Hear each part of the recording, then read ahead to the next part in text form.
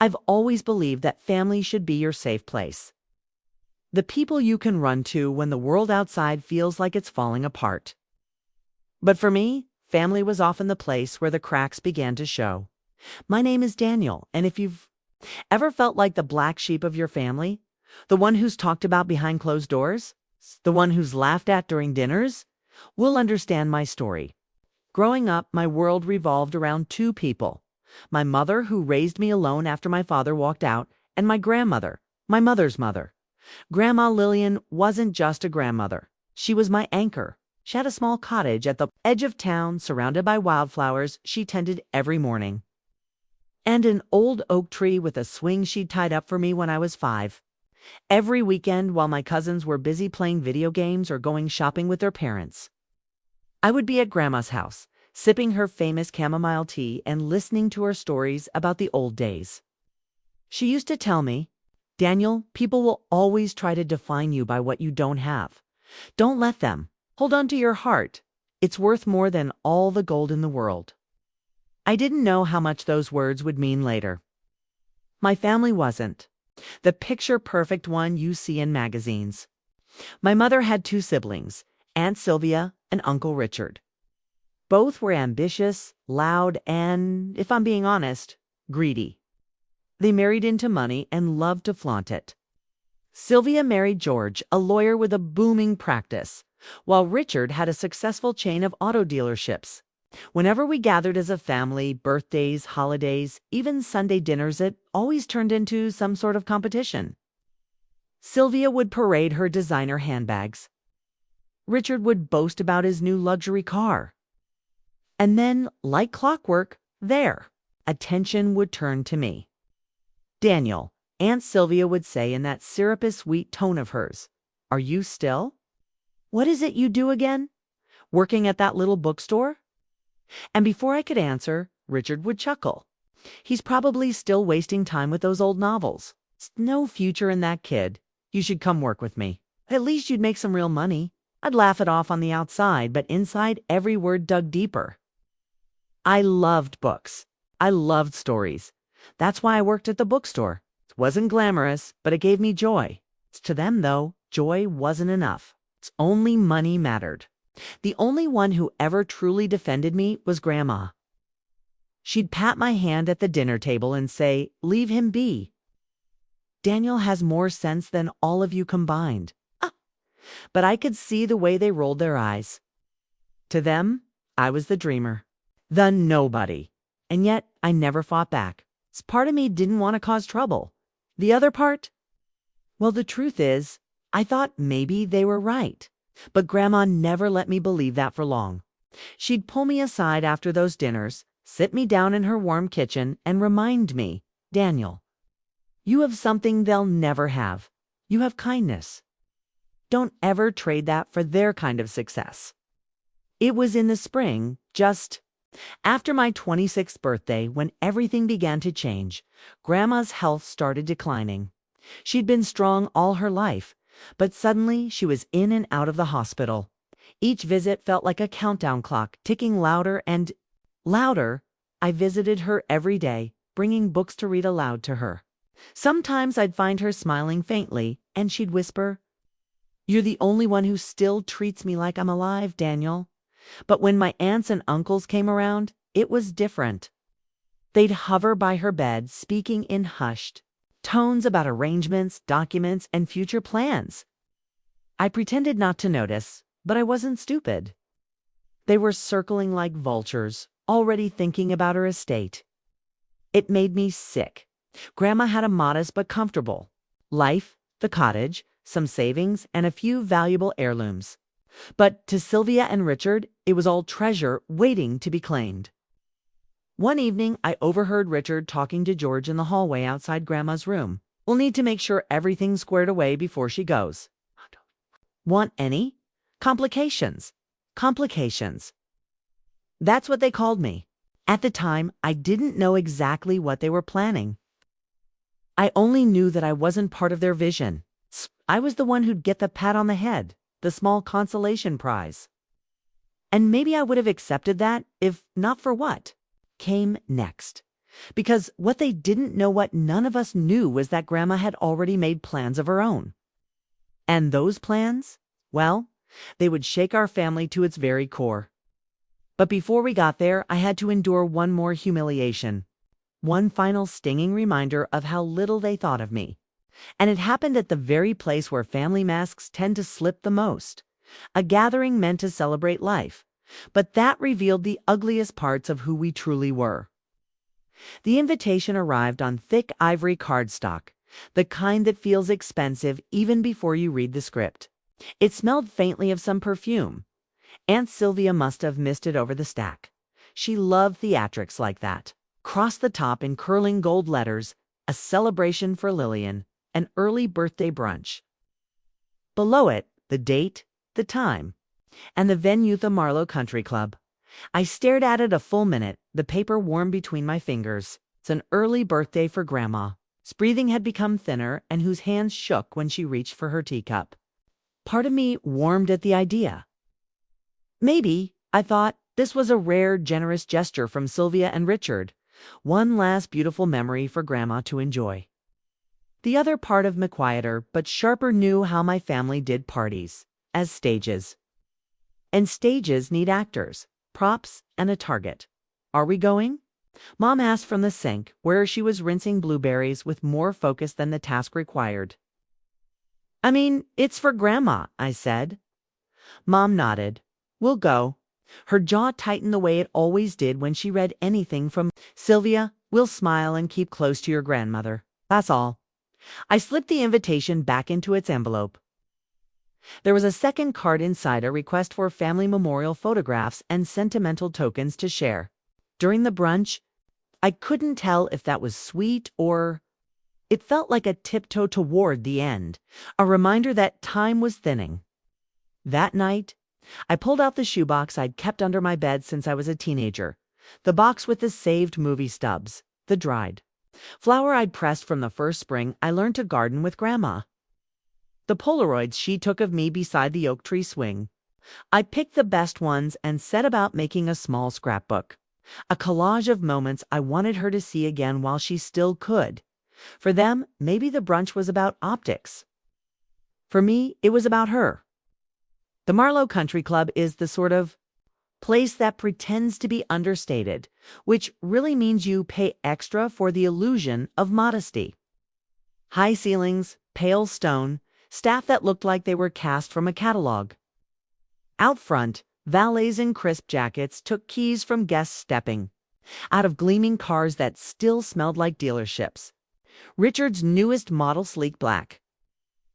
Predatory purred to a stop by the fountain just as we pulled into the lot with Mom's faithful, rattling sedan. I was wearing my one nice jacket, a navy blazer I bought on sale, and I'd pressed my shirt twice that morning. Still felt comparatively invisible.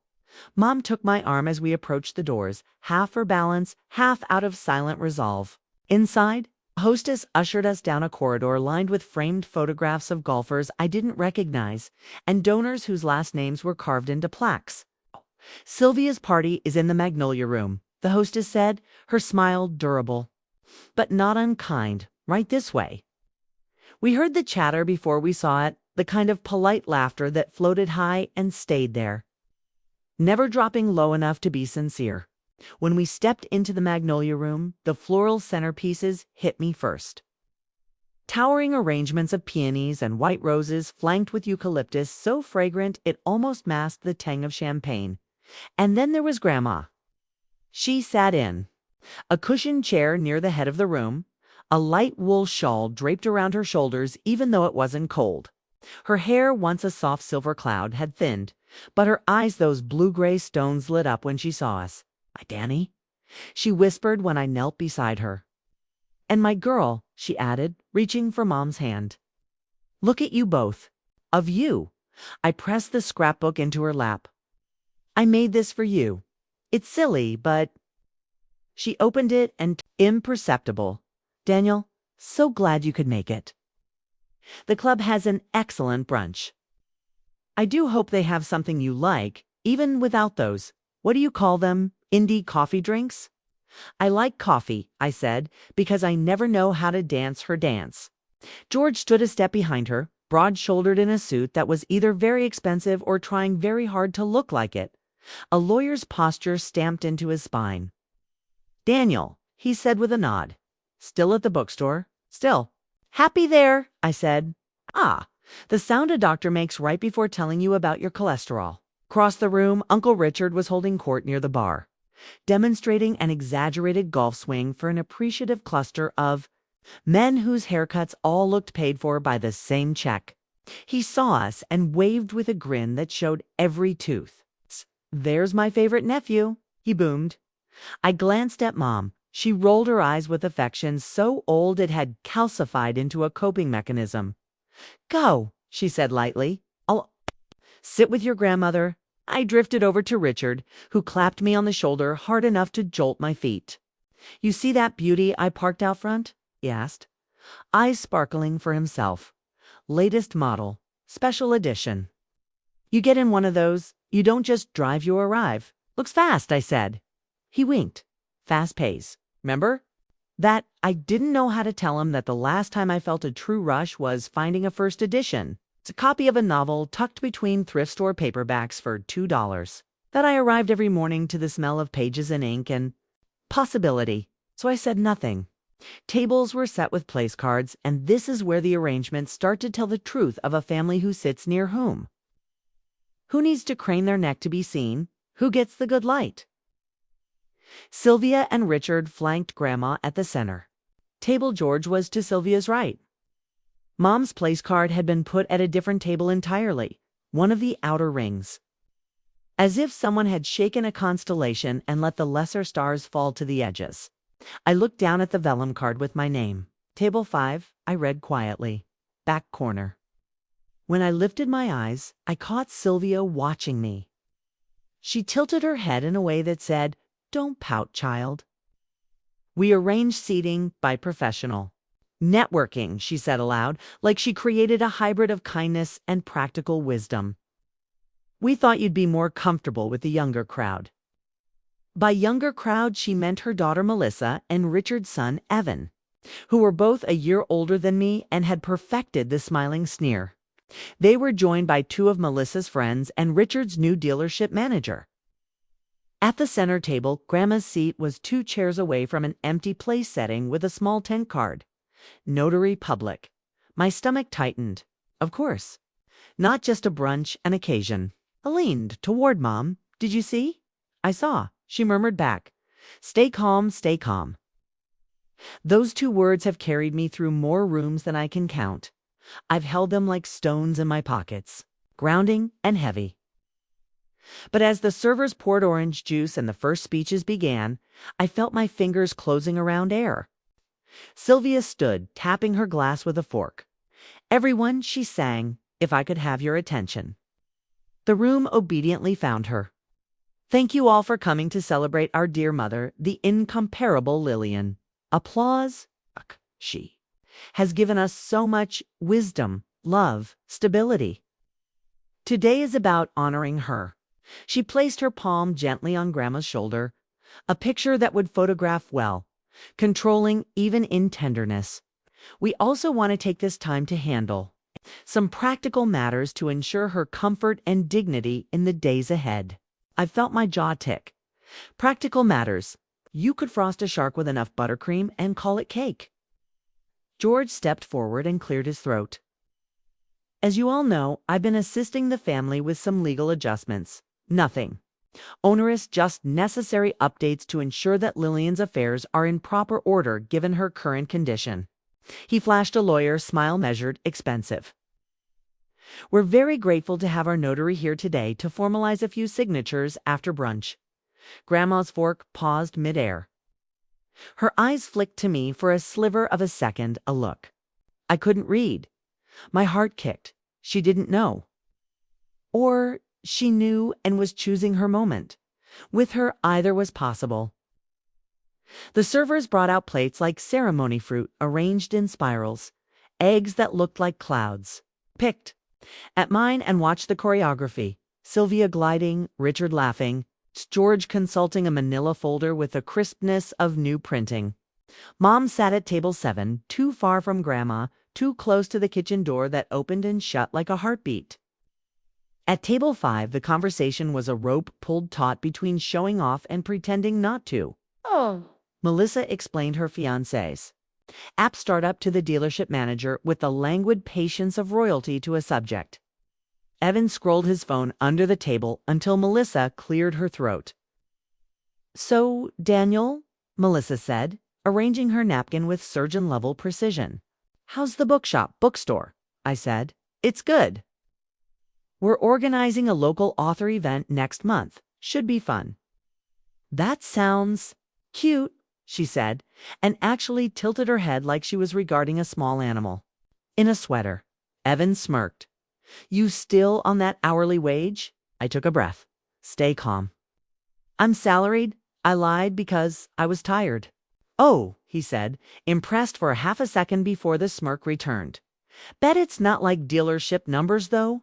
"Evan," Melissa said in the modern language of bored reproach. "Be nice." He lifted his hands. "Just making conversation. That's how it always went." 1,000 paper cuts framed as curiosity. Between the entree and the cake, things shifted. I watched George check his watch, then nod to the hostess, who nodded to the door. A woman, in a neat blazer and a serious ponytail, appeared, carrying a leather portfolio. "Notary Public." Sylvia stood again. "If I could steal a few moments," she said, and laughed at her own choice of words. "We'll be very quick." She moved toward Grandma's chair. "Mother, why don't we step into the anteroom for just a moment? George will bring the papers." "Papers," Mom said, rising halfway from her chair. She was 3 tables away. Her voice had to cross water. George lifted his folder with the relief of a solution already found. "Just finalizing a small trust restatement," he said. "Nothing to worry about." I was on my feet before I knew it. "A trust restatement," I repeated.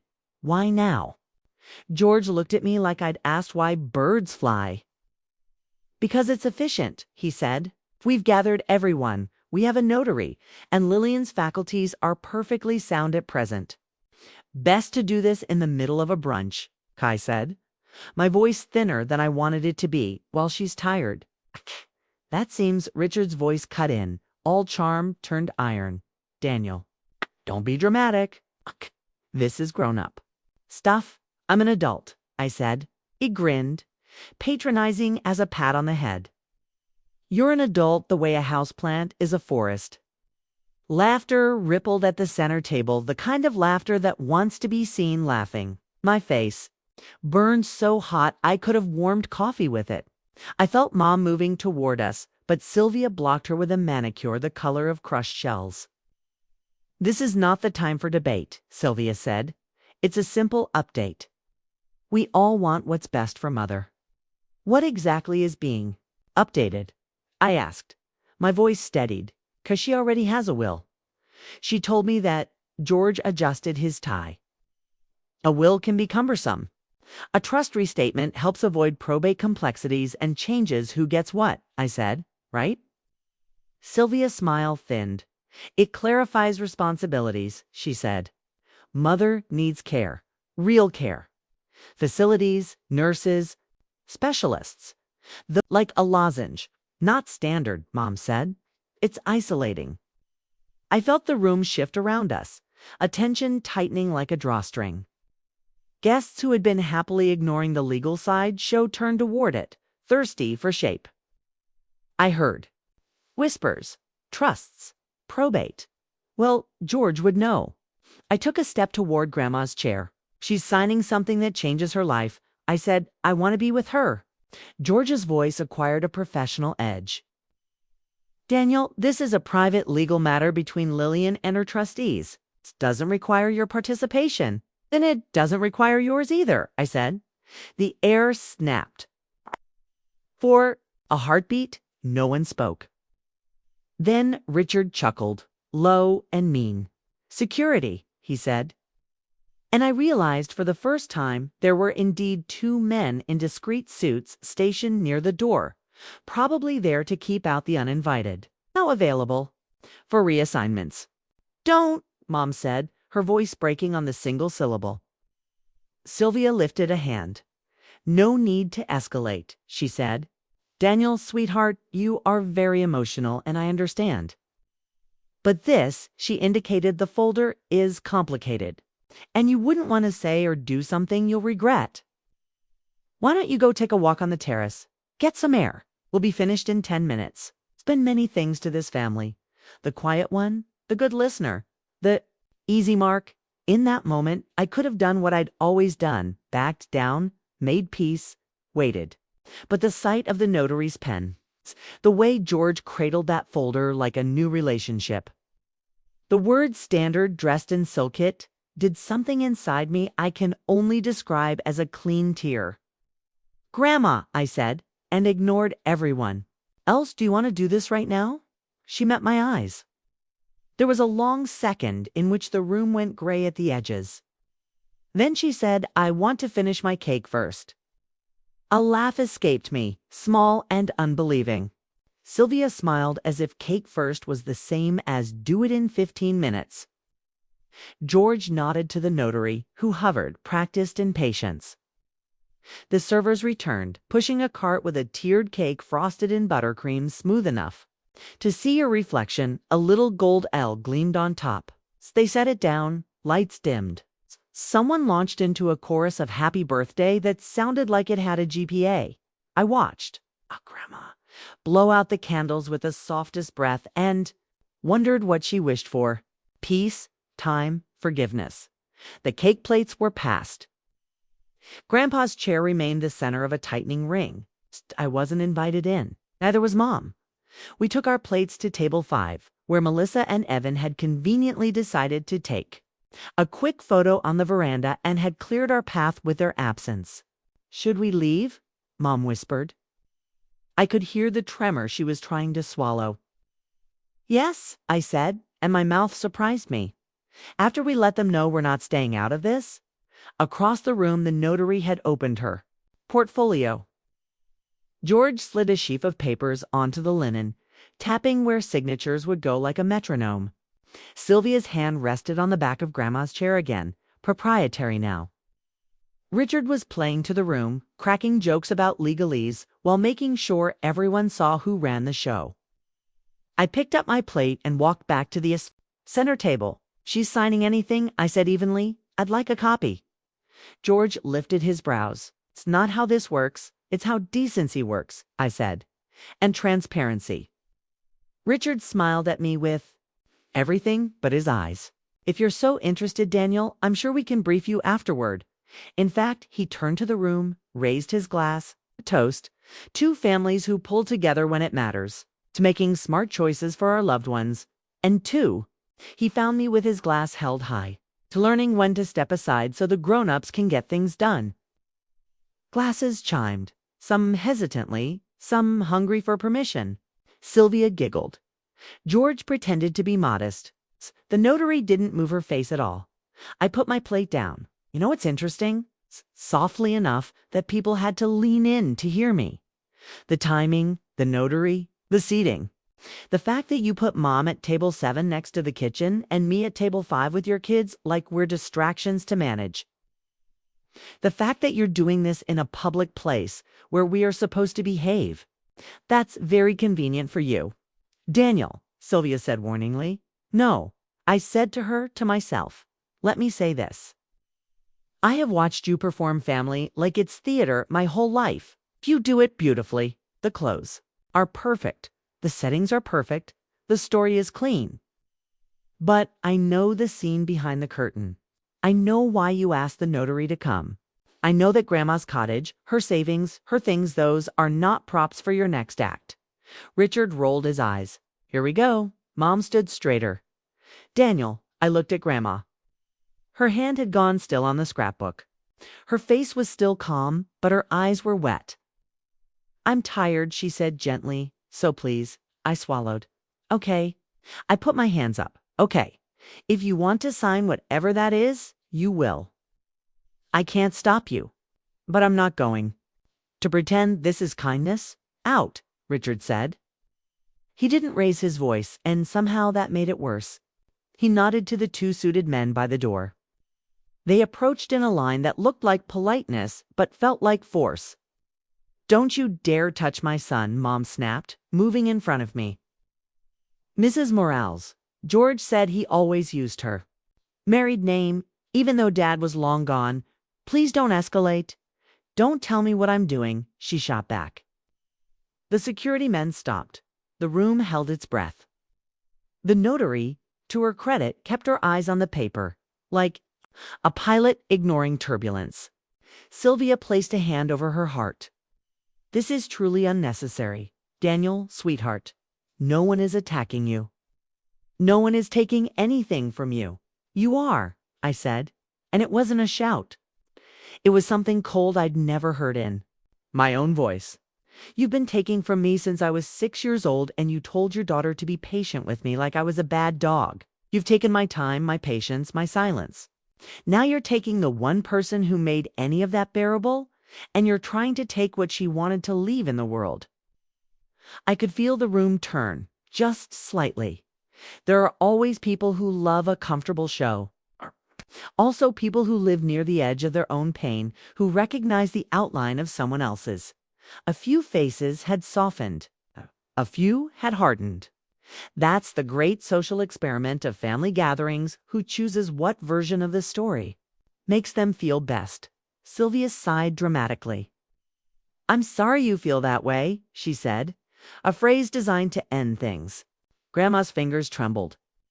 "Daniel," she said, and her voice was a leaf. "Sit." It was not a pleading, it was a directive. I sat. Mom sat too, our chairs scraping the floor loud enough to be rude. George placed a form in front of Grandma and pointed. "Right here, Lillian. And here. Initial, here, here, and here." The notary poised her stamp like a gavel. I watched Grandma pick up the pen and grip it the way someone grips a memory, carefully, with 2 hands. She wrote her name slowly, each letter measured. When she'd finished the first line, she paused, put the pen down, and closed the scrapbook. My scrapbook with her other hand, letting it rest on top as if weighting herself to the table. "Water?" she asked. "I'll get it," I said automatically, but Sylvia was already nodding to a server. As the glass was set down, Grandma looked at me again. In that look was a whole childhood, the swing, the tea, the summers, the words. She'd put in my pocket. "Hold on to your heart. Don't let them define you by what you don't have." I didn't know then that this look contained another message, one I would only understand when it counted. She took a sip, then lifted the pen once more. Sylvia exhaled. George adjusted his stance. The notary shifted. "Ready? Wait," Mom said very softly. "Mother, are you sure?" Sylvia made the announcement like a cruise director. "Thank you, everyone, for your patience," she said into the room. "It's all settled. Now let's enjoy the rest of this beautiful day." There was a smattering of clapsapit. Obedience? I stood, not trusting my voice. Mom stood with me. We moved to kiss Grandma's cheek. Close, I saw the tiny tremor in her jaw that meant she was tired to the bones or fighting something we couldn't see. "Kaisari," I whispered to her. I should have done more. She patted my face, her palm. "Cool. You did what you always do," she whispered back. "You were brave." Brave. It didn't feel like bravery. It felt like I'd been stripped in the middle of a ballroom and told to admire the chandelier.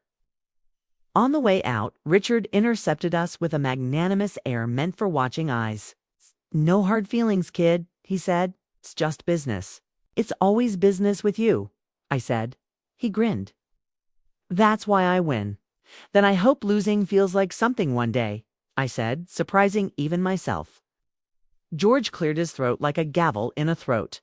"I'll send out the formal notices by mail," he said to Mom. "You'll have a copy of everything.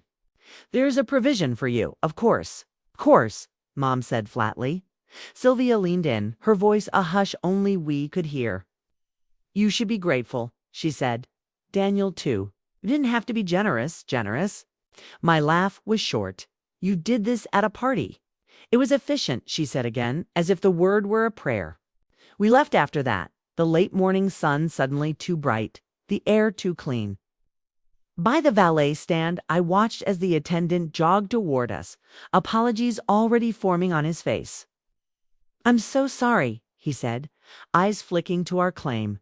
"Ticket to Mom's car, to Richard's vehicle dominating the drive. It'll be just a moment. We're waiting for." "It's fine," I said. It wasn't, but the word left me anyway. Richard's black car glided past us in a sleek, smug ribbon. He lowered the passenger window. "You know, Danny," he called, "there's always a spot for you at the dealership. Real salary, grown-up benefits. Think about it." I walked closer so I could see his face. "I just watched you take something from a woman who taught me how to be kind and call it efficiency," I said. "I don't think I'm built for your kind of grown-up," he snorted. The window whisked up and the car evaporated onto the road. Mom and I drove home with the windows cracked to air out the club smell from our clothes. Neither of us spoke for miles. We didn't need to. Our silence had its own language. Shock, anger, grief, a thin thread of disbelief that somehow held.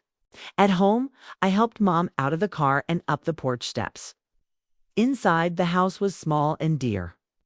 The light hitting the kitchen table made everything look gentler. The scrapbooks twinned the one I kept for myself when I was younger. Just a folder of copied photos was still on the counter where I'd left it while wrapping Grandma's gift. I opened it, not to look, but because I didn't know what else to do with my hands. Mom put on a kettle without asking if I wanted tea. She knew.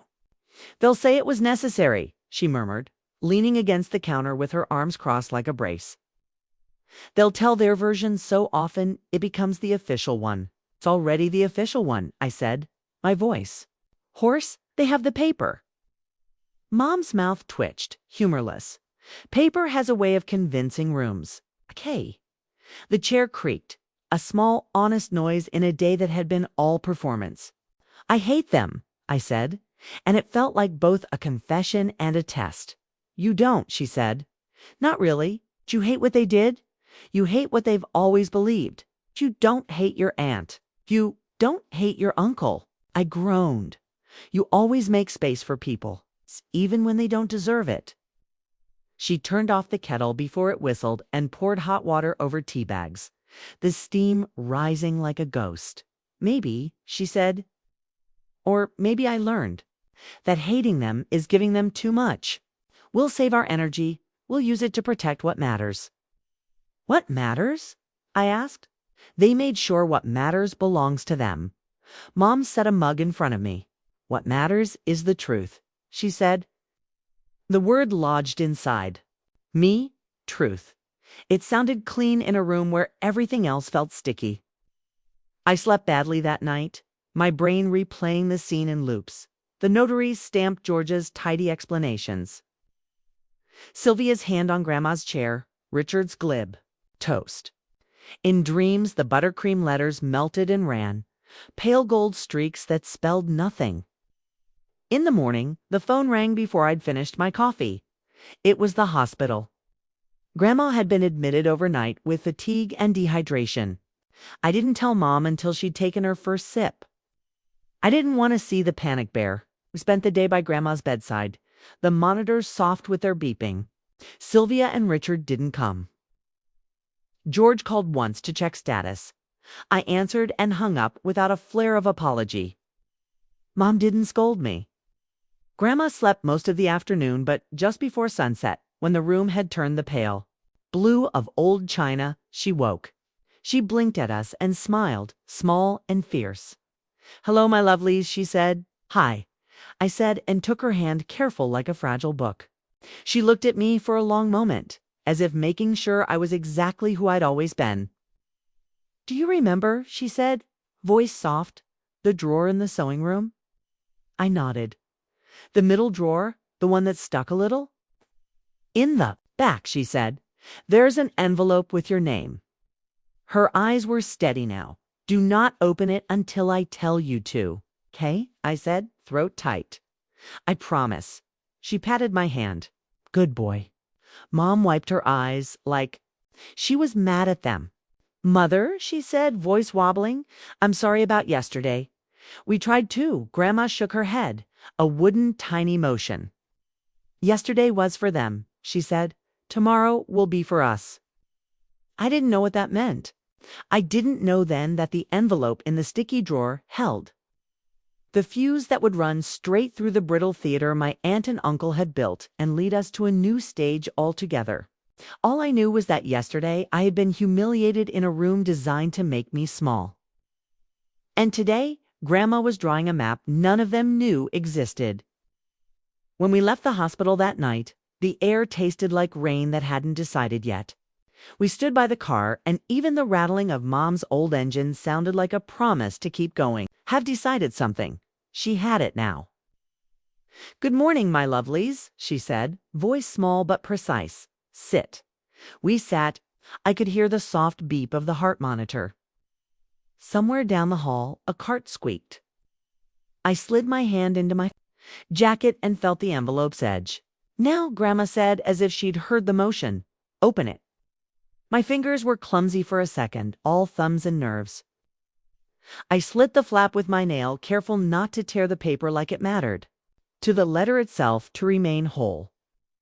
Inside, another envelope smaller, sealed with old-fashioned red wax, stamped with a tiny pressed oak leaf. Beneath it, a key taped neatly to an index card. Box 312, Alder Bank. Present ID.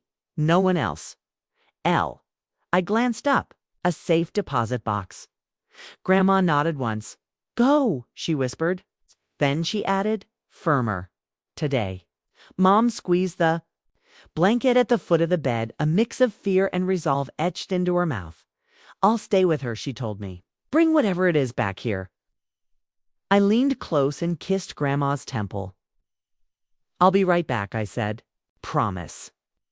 She caught my hand, her fingers like bird bones, unyielding. Daniel, she said, don't let them tell you what the truth is. I won't, I said. I won't. Alderbank sat on the corner like an old teacher, polite, stern, layers of habit. Inside, the vault manager checked my ID with the suspicion of a man who had learned to trust documents but not faces. Box number? He asked. 312, I said, and handed him the key. He weighed it in his palm, then nodded and led me through a door that sealed with a steel sigh. The vault room was colder, the air dense, like a library that had swapped books for metal drawers. He slid out box 312 and placed it on a table, then stepped back. We give privacy, he said, but if you need assistance, knock. I nodded. My hands shook. I told them to stop. They didn't. The lid lifted with a quiet scrape. Inside, an identical red wax envelope. Another oak leaf glinting faintly. A black notebook bound in cloth with a ribbon marker. It's a kind of journal you buy when you've decided your words deserve a better room than the backs of receipts. There was also a flattened manila folder cradling what looked like photocopies of legal forms. I took out the red wax envelope first. It's on its front to be opened by Daniel with Lillian present, or in the event of my death, by Daniel alone. Throat tightened. I slid the envelope into my jacket beside the first one. The notebook lay light in my hands. On its first page, in that careful script, if you are reading this, I trusted you to carry what is heavy. I sat. The chair creaked, an honest sound in a room built to swallow noise. I turned the page, Daniel. It began. I love you, and I have. Loved you since the day I held you, and you looked at me with your father's stubborn brow and your mother's soft mouth. You need to know some things that I was too wary or too wise to say aloud while they were still performing. Sylvia and Richard have always prized the appearance of goodness over the practice of it.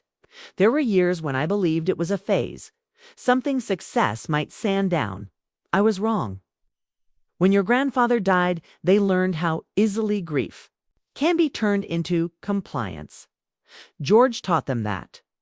He is not my lawyer. He has never been my lawyer. He has been theirs. I exhaled a dry, shocked laugh, slipping out uninvited. Of course he isn't your lawyer. My lawyer is Miriam Klein. You will find her card paper-clipped to the last page. She is a retired judge. She does not scare easily. Years ago, when Sylvia and Richard tried to move my house into an irrevocable trust to protect it, Miriam stopped them. She wrote the documents you will find in this folder. My durable power of attorney, which I never activated. My healthcare directive, and most important, the oak letter addendum to my trust. Executed 3 years ago when I was entirely well. In that addendum, I set forth 2 outcomes. One for a family that behaves, and one for a family that tries to take without asking. Yesterday they tried. That was their outcome. Now we will have ours. I stopped. My pulse felt too big for my wrists. I flipped to the manila folder, slid out a stack of crisp copies. The Lillian, a more revocable living, trust dated 3 years ago. An addendum, the oak letter addendum, signed, witnessed, notarized. My eyes flicked across paragraphs that felt like a language I don't speak, but somehow understood in meaning, if not in perfect grammar. A clause jumped in the event any restatement or amendment is procured by coercion, fraud, or executed when I am under duress. I direct that such paper be considered void. Another, should my descendants or issue or any agent on their behalf attempt to bypass my counsel to secure signatures. I direct the trustee to distribute the corpus as follows: 60% to the Oak Foundation to be formed upon my death. For scholarships and gardens, 30% to my grandson Daniel Morales, outright and free of trust. 10% to my daughter Elena Daniel's mother, in recognition of her care. Sylvia and Richard shall receive nothing under this scenario. A final arrowed paragraph in the addendum that made the blood roar in my ears. No contest clause. Should any beneficiary named or disinherited herein contest this trust or any of its provisions, that person shall forfeit any share and shall be liable for costs and attorney fees. I leaned back, the ceiling dissolving for a second. She planned this. She planned for their exact performance. I went back to the notebook. I know what you are thinking. Grandma, this is war. It is not. It is gardening. You do not rage. At the weeds, you pull them. When George says probate, understand that he wants what is murky. Miriam will explain. The addendum instructs the trust to Miriam. She agrees to file a petition to validate the addendum and void any restatement procured without my counsel. You will also find in the pocket at the back a USB drive. It contains a video. If you must, you play it, but do not lead with spectacle. Lead with paper. My eyes darted to the notebook's back cover. There, a small envelope held a matte black USB drive. I shut my eyes for a beat, then opened them. The vault room had not changed, which felt like an insult to how much I had. I kept reading. There is more you need to know about your father. The words slowed my breath. He did not walk out. He was asked to leave. George drew up a temporary separation agreement when your father's business struggled and a creditor called the house. He presented it to your mother as protection. It was not. It was a trap. Your aunt and uncle promised money if he signed. He signed to shield your mother and you from their cruelty. And then they never paid. He was ashamed, and he left rather than let you see him unravel. He sends postcards every Christmas. I have them in my dresser, top drawer, left side, beneath. The scarves, he never stopped loving you. I am sorry I did not tell you sooner. Forgive me. I was trying to protect all 3 of you from different storms and made weather instead.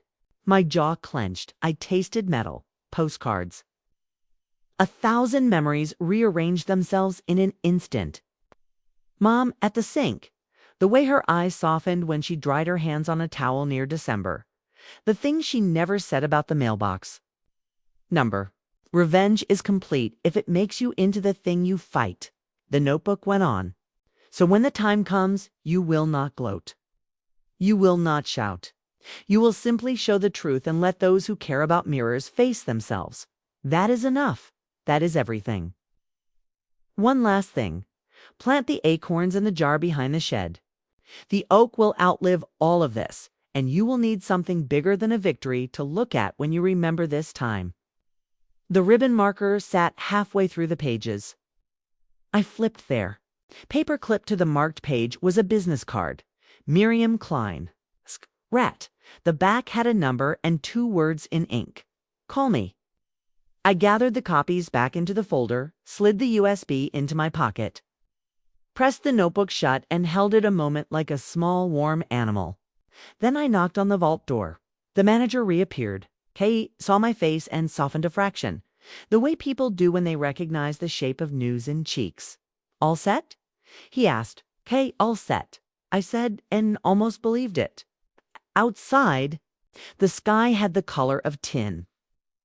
I drove to the hospital with a composure that wasn't quite real and found Mom in the hall talking to a nurse. The nurse's eyes flicked to the folder in my hand and then away, polite. Inside the room, Grandma smiled when she saw the folder. Good, she said. We can stop pretending. I closed the door. There's a video, I said. And papers. Papers first, she said. Always papers first. I opened the manila folder on the rolling tray and showed her each page, reading the headers aloud. Trust, addendum, notarizations, dates. Her signature, strong and clean 3 years ago. She nodded at each, satisfaction softening the lines around. Her mouth. Call Miriam, she said. Put me on speaker. I dialed with a thumb that kept wanting to tremble. A woman's voice answered on the second ring low, firm, the kind of voice that keeps a room. From Catching Fire. Klein. Miss Klein, this is Daniel Morales. I'm with my grandmother. Ah, she said, and the syllable held recognition. I've been expecting you. Is Lillian lucid? I am, Grandma piped up. Stop talking like I'm an exhibit. Miriam laughed a quick, delighted sound. There she is. All right. Date me. I gave the compressed bullet points of the brunch notary. George, restatement, pressure, signatures, and then the contents of the box addendum. No contest clause, USB, journal, key. When I finished, I realized I'd been pacing. I stopped and looked at my grandmother. Her eyes were bright, alive in a way that had nothing to do with body. Okay, Miriam said. Listen carefully. First, George is not counsel of record for Lillian and has no right to shepherd her through anything. If he drafted or facilitated a restatement without involving her attorney while she's hospitalized and flanked by interested parties. Oh, smell. Undue influence from 3 counties away. Second, the addendum is gold if executed properly. You said 3 years ago, notarized and witnessed. Yes, I said. It's all here. Good. We'll file a petition to confirm the trust, and addendum, and a separate motion to invalidate yesterday's paper as void for duress and coercion. We'll include a request for an injunction preventing distribution or dissipation of assets pending adjudication. I'll swing by this afternoon with originals from my file. Thank you, I said, and I meant it in a way that felt like devotion. One more thing, she added. Do not tip your hand yet. Let them believe their brunch triumph was the last act. When we serve, I want to be the one holding the tray. Understood, I said, though every cell in me wanted to run to their houses and nail the addendum to their front doors with a steak knife. She lowered her voice. Lillian, yes, dear, you're cleverer than half the judges I've worked with. I chose you, Grandma said simply. Then, softer, please take care of my boy. Of course, Miriam said. We'll do this by the book and by the bone. After we hung up, the room felt larger. I looked. At Mom, the muscles in her shoulders had loosened half an inch. She wiped the corner of her eye with the heel of her hand. Your grandmother, she said, and didn't finish because she didn't have to. Grandma, I said, and I don't know why I started here, but I did. The notebook says Dad didn't just leave. It says George. Her eyes closed once. Long. The way someone closes a door carefully. Yes, she said. He thought he was taking a blow for me. He made the wrong bargain. We all did.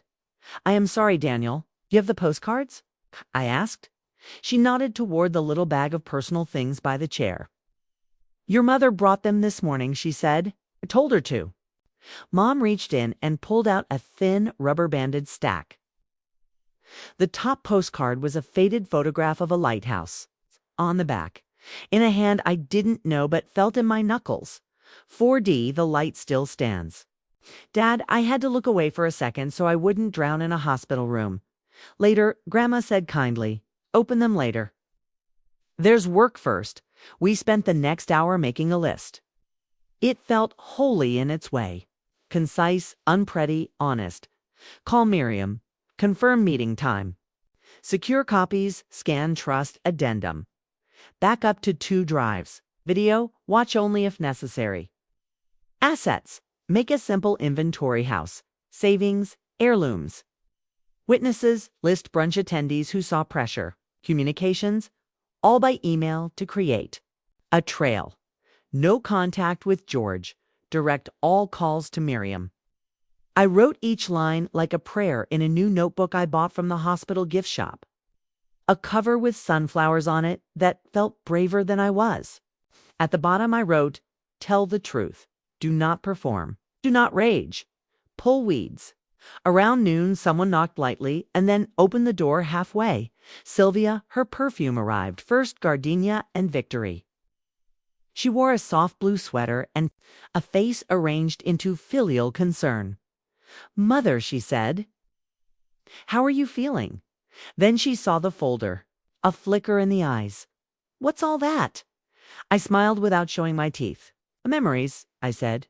She looked from me to Mom to Grandma, calculating.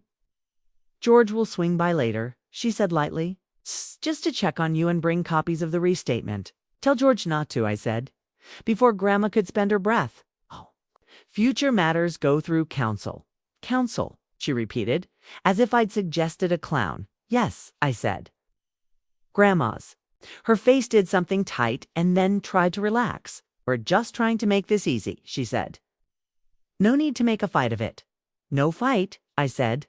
"Just a garden." She blinked. "What? Nothing?" I said. "We'll be in touch." She stood there a beat too long, waiting for the performance to resume. When it didn't, she set her mouth in a line and left without kissing Grandma's cheek. The scent of her perfume lingered like a signature you can't scrub. After she went, Grandma laughed a small, raspy, mischievous sound that was all the girl she once was. "Did you see her face?" she wheezed. "I did," I said, grinning helplessly. "I wish I'd taken a picture." "Pictures are for birthdays," Grandma said. "We'll take one later with the oak extract." She winked. My confused expression made her chuckle again. "Never mind, another time." At 3, Miriam arrived. She was smaller than I expected, and larger, somehow gray hair cut sharp. Eyes that told you she had a drawer full of receipts for every bad thing you'd ever done. She hugged Grandma like they'd been baking together for years. "You beautiful menace," she said. "Why you? Couldn't have given me something simple in retirement?" "I tried," Grandma said. "They wouldn't let me." Miriam spread her files on the tray with the care of a surgeon. "All right," she said to us.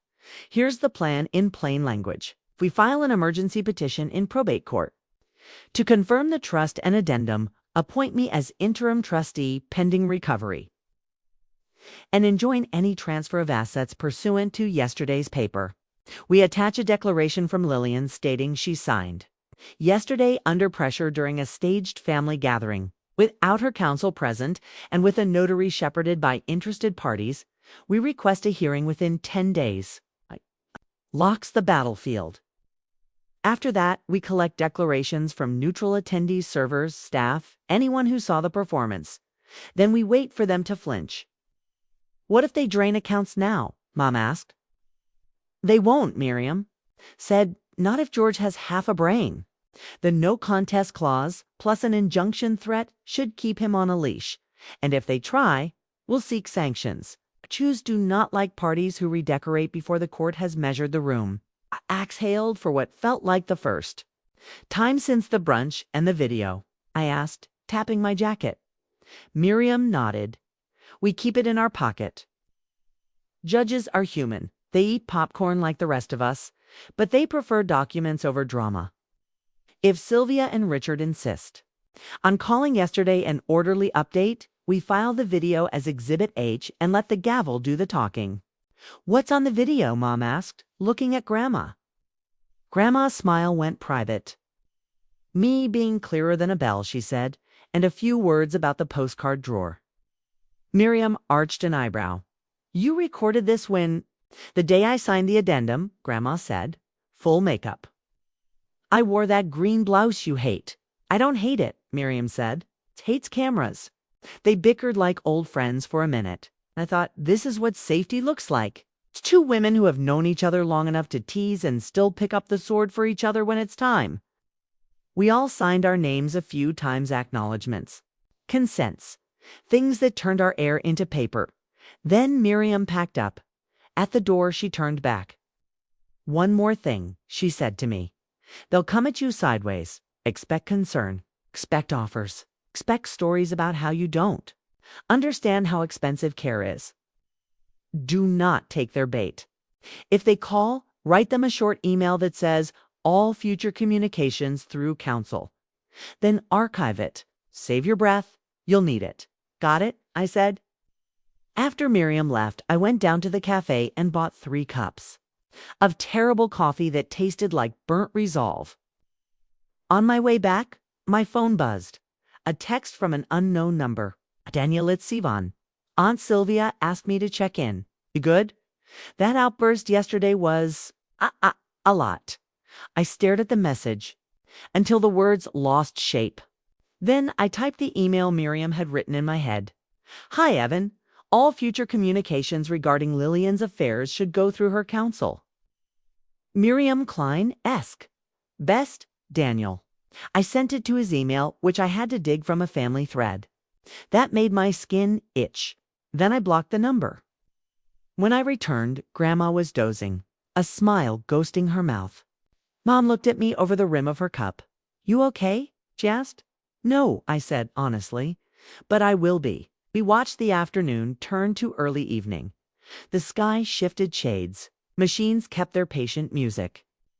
A volunteer came by with a cart of paperbacks and puzzles. I took a crossword and filled an oak for 4-letter tree. It felt like the universe winking. Round 6, my phone rang with a number I recognized but didn't like. "George," I let it go to voicemail. A minute later, a text pinged. "Daniel, let's keep things civil. I'd like to swing by with copies, as discussed. Transparency is best for everyone." I typed "all future communications through counsel," deleted it, rewrote, "Please direct all communications to Lillian's attorney. M. Klein sent." It was like throwing a glass of water at a grease fire.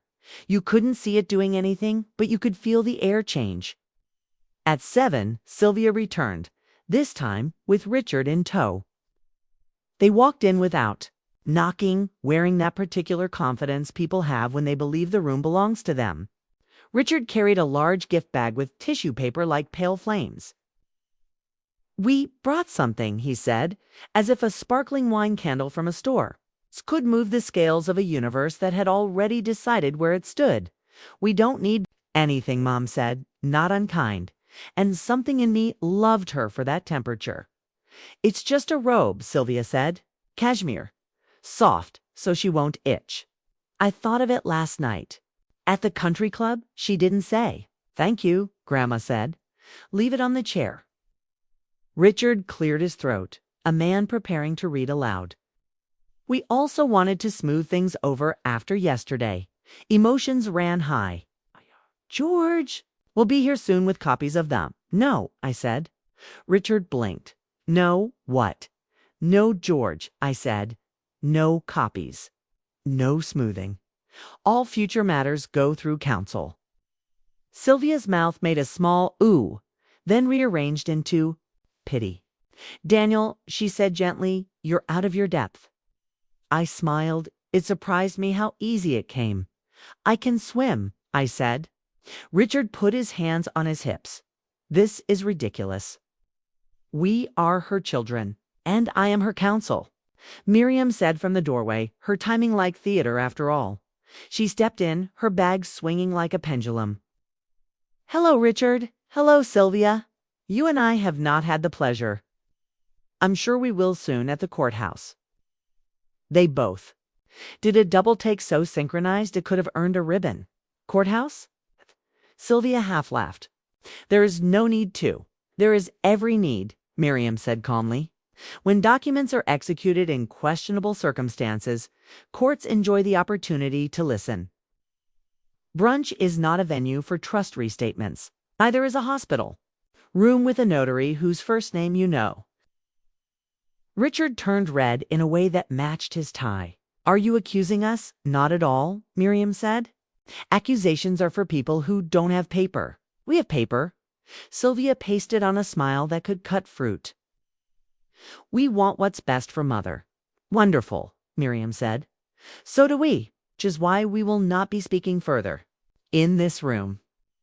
She looked at me and her eyes said, "Hold the line." Then she looked at Grandma. "Sleep, Lillian. Let your garden handle itself." After they left, the room felt different. Not bigger, exactly truer. Like we had finally taken down the backstage curtain and let the dusty light come through. "Do you want to see the video?" asked Grandma. She shook her head. "Not yet," she said. "Save your theater for the audience." "I never liked theater," I said. She squeezed my hand. "You liked stories," she corrected. "This is one." I took out the postcards, held them a second, then put them back. Later, I opened the notebook instead and read the last page again. The one with the acorns and the jar and the oak that would outpace us all. "Tomorrow," I said aloud, not to anyone in particular, "we plant." Mom smiled, tired and luminous. "Tomorrow," she echoed. I went home that night with the folder, the USB. And the kind of resolve that makes you walk slower because you know you're carrying something that matters. On the porch, I paused. The moon looked like a button sewn on crooked. I thought of my father's postcard, the lighthouse, the caption, "The light still stands." Inside, I copied the document scanner worry. The modern hymn of people who have learned that backup is love. One set in the fireproof box under the bed. One set in a zippered folder by the door in case of sudden storms. The USB I duplicated onto a fresh drive and labeled in block letters. "Oh, a video." I didn't watch it. Not yet, but I did hold it up against the lamp, a small rectangle catching light, and thought, this is a fuse and a mirror. Just after midnight, my phone buzzed again. An email, not a text. From George Daniel, "For the sake of the family, I hope you reconsider involving outside counsel. These matters are best resolved quietly." I stared at the screen until my eyes watered, then typed what I'd practiced all day. "Please direct all communications to Lillian's attorney, Miriam Klein-esque. We will not be discussing this further." I hit send. The small whoosh sounded like dignity. Before bed, I went to the shed.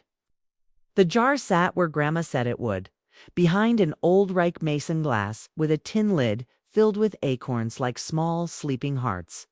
I unscrewed the top, breathed in the dry, clean scent, and took 3. I dug shallow holes near the fence under the faint moon and pressed each acorn into its place like a word into a sentence. I covered them gently. "Grow," I told them. "Outlast us." When I came back in, the house felt different. Not safe or nothing is ever safe when people want what isn't theirs but aligned. Like furniture placed finally where it belongs. I slid the notebook under my pillow like a boy hides a comic book, like a man tucks a map where he can reach it in the dark. Morning would bring whatever it brought, filings, calls, rehearsed outrage. But for the first time in days, I was not dreading the script. I was holding the pen. And in a hospital room across town, my grandmother slept under cashmere she didn't need. The corner of her mouth tilted as if she were dreaming of an oak tree and a boy on a swing. I woke to the sharp ping of my phone, an email from Miriam. The subject line read, simply, "Filed." I opened it with fingers that tingled like I'd been gripping a live wire. Inside, scanned copies of stamped pleadings, the court's intake seal glinting faintly in the digital header. A petition to confirm the Oak Letter addendum. A motion to void the brunch restatement. A request for an emergency injunction. Words. Written in the language of justice, translated into action. We had pulled the first weed.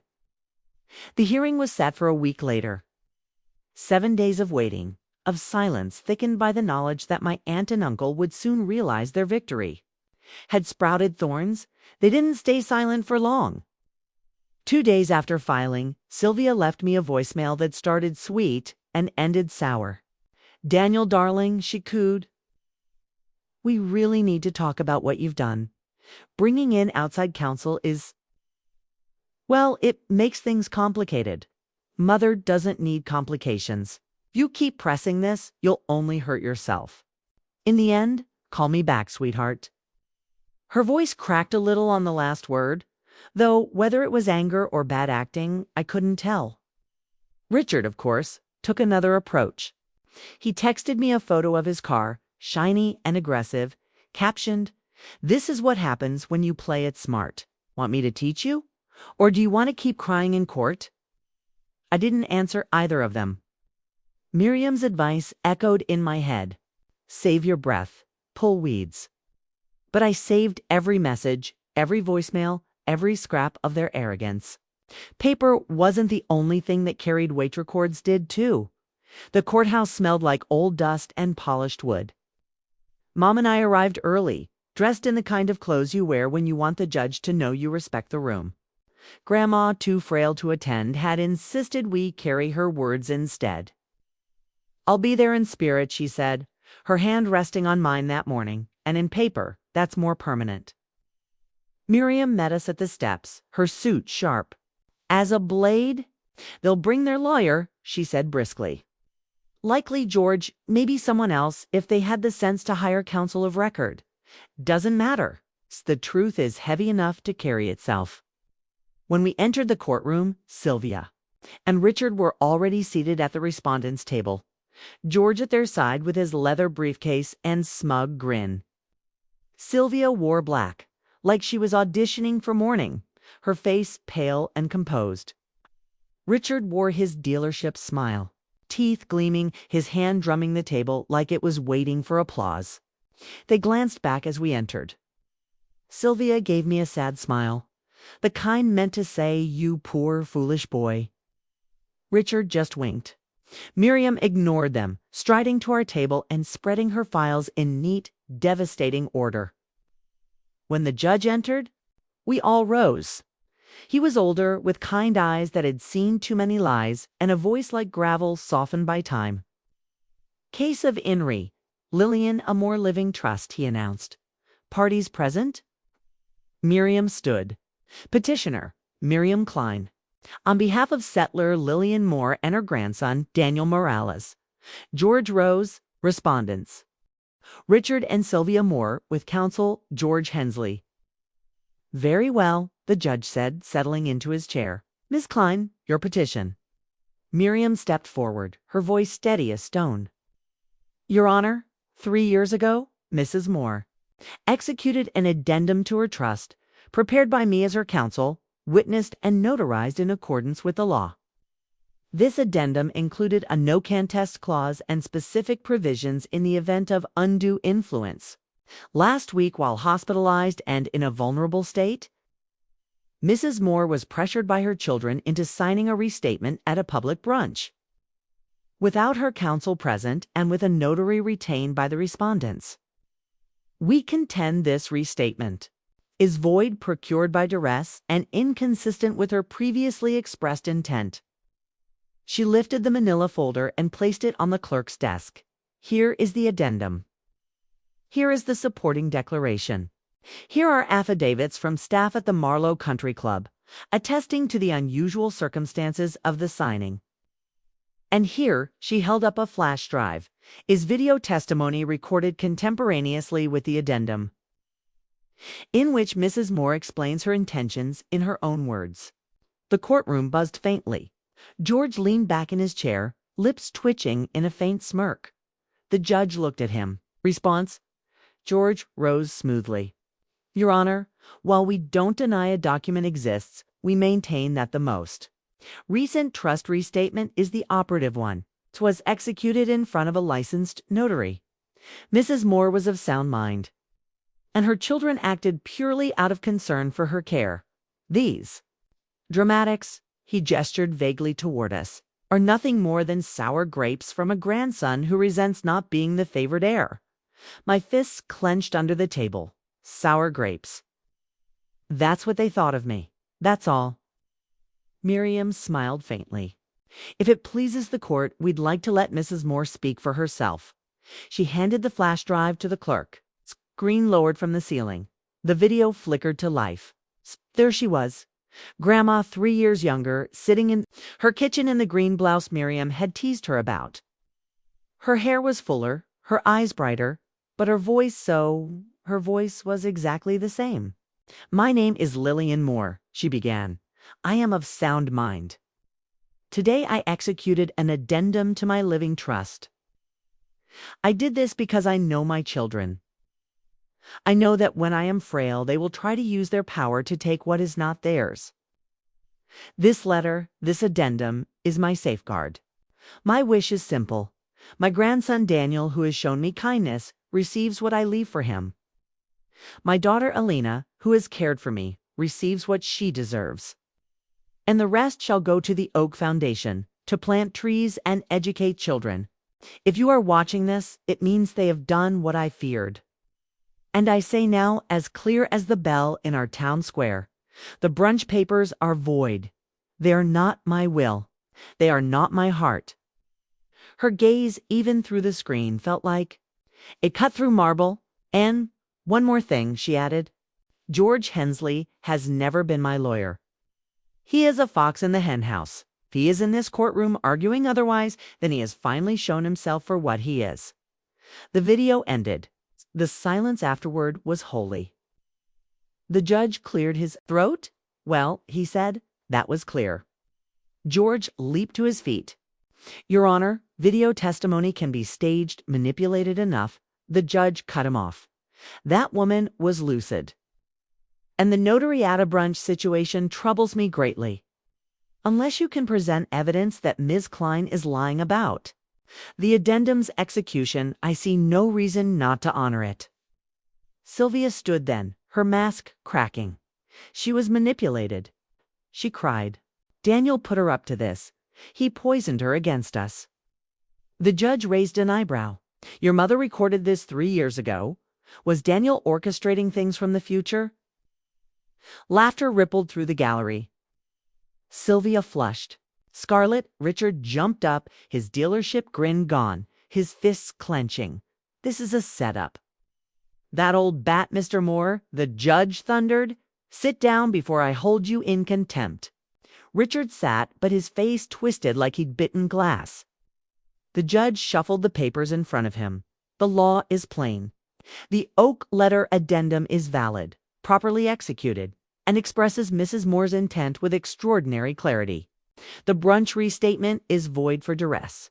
Effective immediately, the addendum stands as the controlling instrument. Mrs. Klein is confirmed as trustee. Respondents are enjoined from interfering further. His gavel struck wood with a sound that reverberated in my bones. Closed my eyes. For a moment, I was back at the Oak swing, wind in my face, Grandma laughing from the porch. Sylvia gasped like the air had been punched from her. Richard muttered a curse under his breath.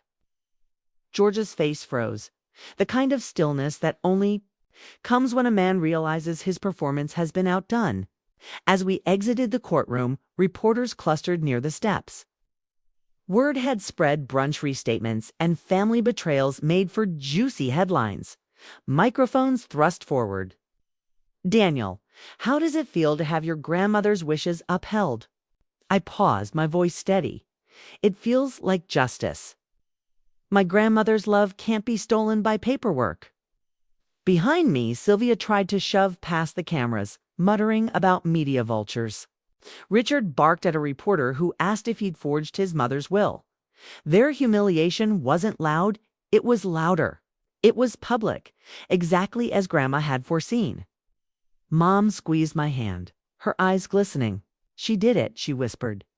"Through you, she did it." And in that moment, I realized revenge hadn't been the goal.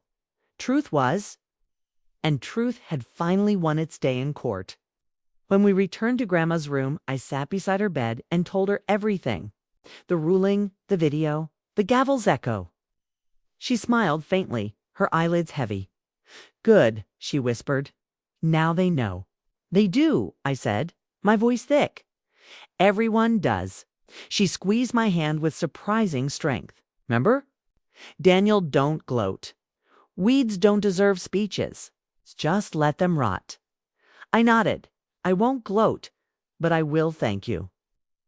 For protecting me. For believing in me."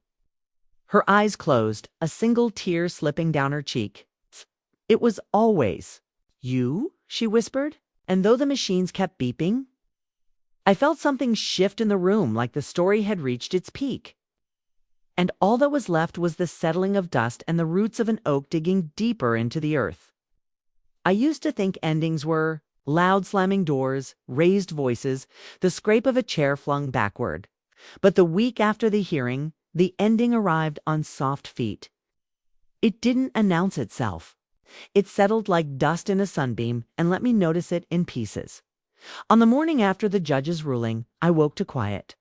Not the heavy kind that presses on your chest, but the clear kind you get after a storm, the kind that smells like wet earth and possibility. I lay there with my eyes open, watching the ceiling fan spin slow circles, and listened for familiar sounds. The kettle, slippers on the kitchen tile, the faraway rumble of buses starting their routes. It was all there, the orchestra of an ordinary day, and for the first time in months, I didn't feel like an uninvited extra in my own life. My phone buzzed. Message from Miriam. Injunction order signed. "We're locked down. I'll handle thee. Estate accounting and transfer pieces. You handled the living, your mother Lillian, yourself." I stared at those last two words. Yourself, yourself, yourself. Like they were in bold. I'd been moving for weeks on the fuel of anger and duty. Suddenly there was room for something else. The terrifying luxury of thinking about what I wanted when the fire went out. But first, Grandma. I drove to the hospital with an apple I knew she wouldn't eat and a notebook I knew she'd ask me to read from anyway. On the radio, a tinny news voice recapped the trial that wasn't. A trial, a phrase they'd coined for our afternoon in court. Not really a trial, but dramatic enough to count. They played a clip of my voice. It feels like Justice, and I winced. Hearing yourself public is like catching your reflection in a window at night. A little too honest.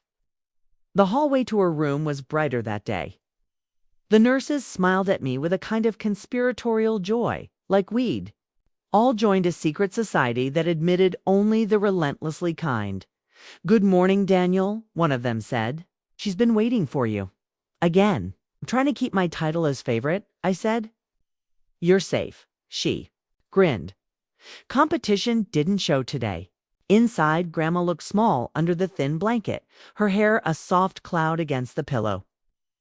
But the minute she saw me, her eyes lit like someone had turned on a lamp. "There you are," she breathed. "My oak." I laughed. "You can't." "Just assign me a tree." "I can," she said. "I'm old. We get to do things like that." I kissed her forehead and pulled the chair closer. "We did it." "You did it," she corrected. "Miriam did it." "She did," Grandma acknowledged. "But you—" She poked my wrist with a tremor of a finger. "You held steady." That matters. The apple sat on the tray between us, red and patient. "Do you want?" She shook her head. "I want the notebook." I pulled her cloth-bound journal from my bag. "If you are reading this, I trusted you to carry what is heavy on open to the folded corner where we'd left off." The page began with a memory of her and my grandfather, a summer where the garden outpaced them both. "Read," she said. Let me hear how I thought. I read about failed seedlings and an ugly scarecrow, about a man named Dominic who used to deliver compost and had a laugh you could hear across 3 streets. I read about how my mother memorized the names of herbs before she could spell school, and how Sylvia refused to touch the soil because it would ruin her shoes. I read about a year when money was thin and the tomato harvest was thick, and how they traded jars of sauce for car repairs and dentist visits. A neighborhood can become a wallet if you let it. I was happy, Grandma murmured, eyes half closed. We were not rich and we were not ashamed. People who can be both are dangerous.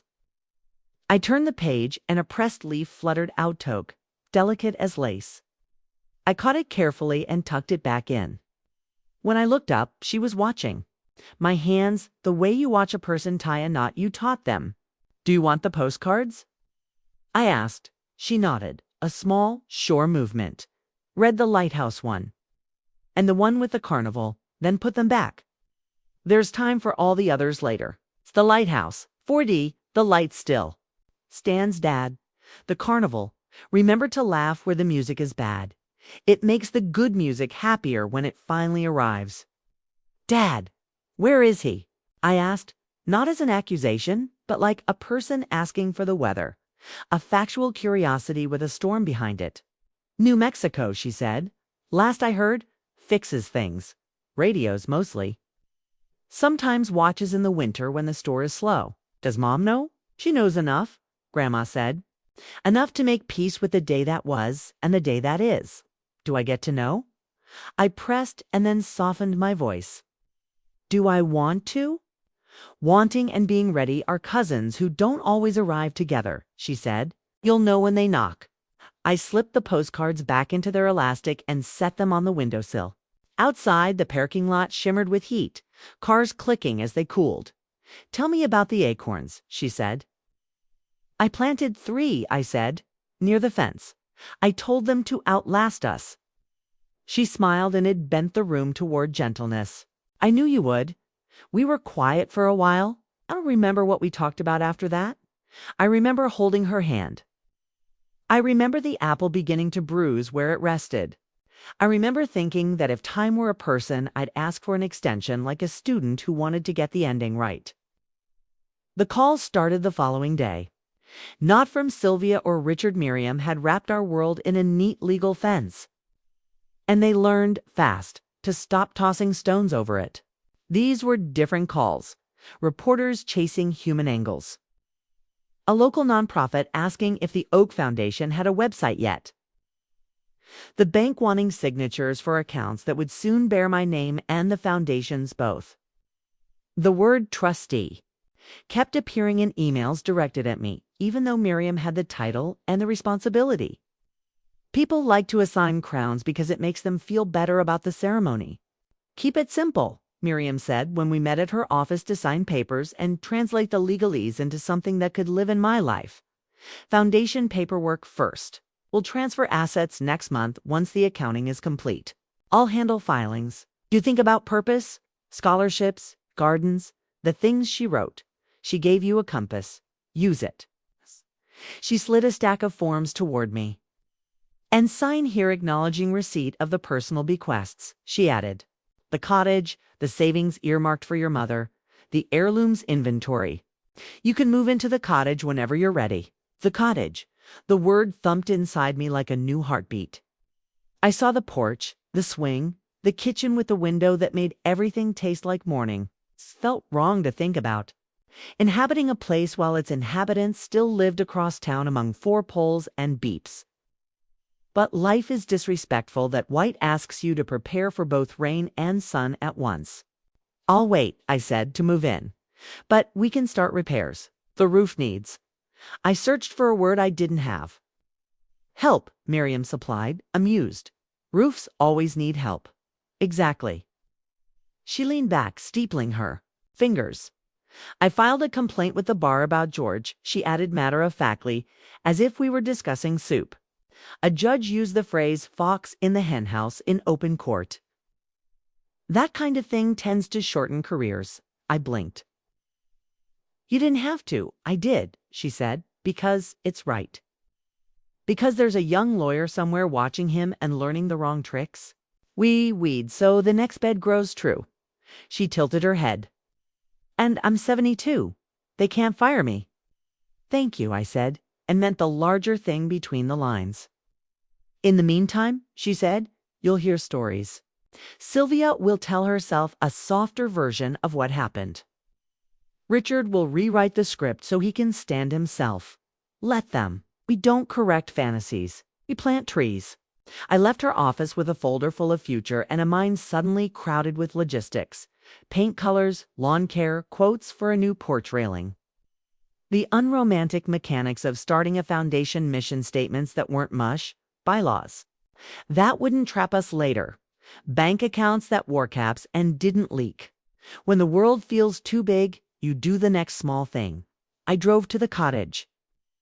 The garden had gone feral while we were busy saving paper. Wildflowers leaned into the path, a few stubborn roses held on in the tangles. And on the kitchen windowsill inside, someone, maybe Mom, had set a vase with 3 daisies, wilting and cheerful anyway. I walked from room to room, like you do in a new house you know by heart, my hand trailing along door frames, the grooves in the banister like old friends. In the sewing room, I opened the sticky drawer and stared at the empty back corner where the envelope had waited all those days, like a fuse disguised as stationery. I pulled the drawer all the way out and saw, almost hidden along the runner, a pencil mark. A line with my height on some long-ago birthday. 8 years oak swing champion in Grandma's hand. I sat on the floor and laughed into my hands until it turned into tears. When I could breathe again, I spread the heirlooms inventory. On the carpet, the pearl brooch that belonged to her mother, the faded blue quilt, a set of silver spoons engraved with initials that weren't ours anymore, the oak leaf pendant she wore on summer Sundays. I touched each item like I was touching her palm. Okay, I said to the house, we're going to take care of you. The next day, I called a roofer, a painter, an electrician. I ordered mulch. I bought 3 saplings from the nursery, not because I'm impatient, but because hope can be both acorn and immediate. I swallowed the panic that comes with numbers on invoices and reminded myself that the point of money, when it arrives after a life of not having it, is to make spaces safer, to fix what can be fixed, to give it away without turning into the people who harmed you. The fallout arrived like birds. Not all at once, not loud. A flutter here, a sound there, shadows crossing a lawn. A local paper ran an editorial, When Family Means Control. It talked about how older adults are, often pressured into decisions under the guise of care about the need to normalize independent counsel. They mentioned our case without names. The comment section was a bonfire and a potluck. People dragged their own stories to the table, set them down, and said me too with the relief of having a place to put pain. At the dealership, Richard smiled through a week of awkward laughter. News crews catching in between cars with microphones that grew like weeds. Someone posted a picture of his furious face from the courthouse steps. It became a meme. This is what happens when the brunch menu includes consequences. He threatened to sue half the internet. He did not. Sylvia started a blog caring for Mother. Like Justice, and I winced. Hearing yourself public is like catching your reflection in a window at night. A little too honest. The hallway to her room was brighter that day. The nurses smiled at me with a kind of conspiratorial joy, like we'd all joined a secret society that admitted only the relentlessly kind. Good morning, Daniel, one of them said. She's been waiting for you. Again. I'm trying to keep my title as favorite, I said. You're safe, she grinned. Competition didn't show today. Inside, Grandma looked small under the thin blanket, her hair a soft cloud against the pillow.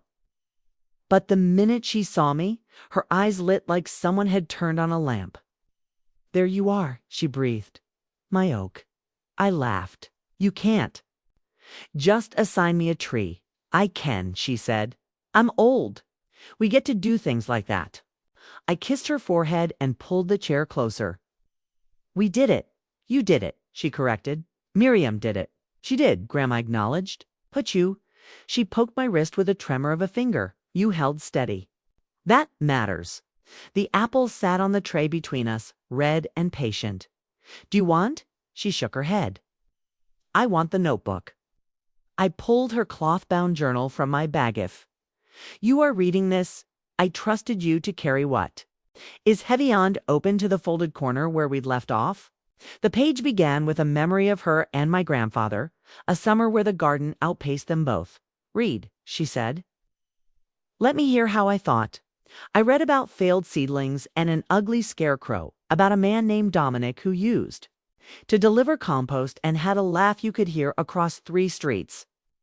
I read about how my mother memorized the names of herbs before she could spell school, and how Sylvia refused to touch the soil because it would ruin her shoes. I read about a year when money was thin and the tomato harvest was thick, and how they traded jars of sauce for car repairs and dentist visits. A neighborhood can become a wallet if you let it. I was happy, Grandma murmured, eyes half closed. We were not rich and we were not ashamed. People who can be both are dangerous. I turned the page and a pressed leaf fluttered out, delicate as lace. I caught it carefully and tucked it back in. When I looked up, she was watching. My hands, the way you watch a person tie a knot you taught them. Do you want the postcards? I asked. She nodded, a small, sure movement. Read the lighthouse one. And the one with the carnival, then put them back. There's time for all the others later. It's the lighthouse, 4D, the light still. Stan's dad. The carnival. Remember to laugh where the music is bad. It makes the good music happier when it finally arrives. Dad, where is he? I asked, not as an accusation, but like a person asking for the weather. A factual curiosity with a storm behind it. New Mexico, she said. Last I heard, fixes things. Radios mostly. Sometimes watches in the winter when the store is slow. Does Mom know? She knows enough, Grandma said. Enough to make peace with the day that was and the day that is. Do I get to know? I pressed and then softened my voice. Do I want to?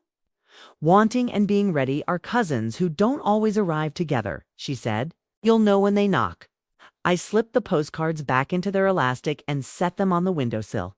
Outside, the parking lot shimmered with heat, cars clicking as they cooled.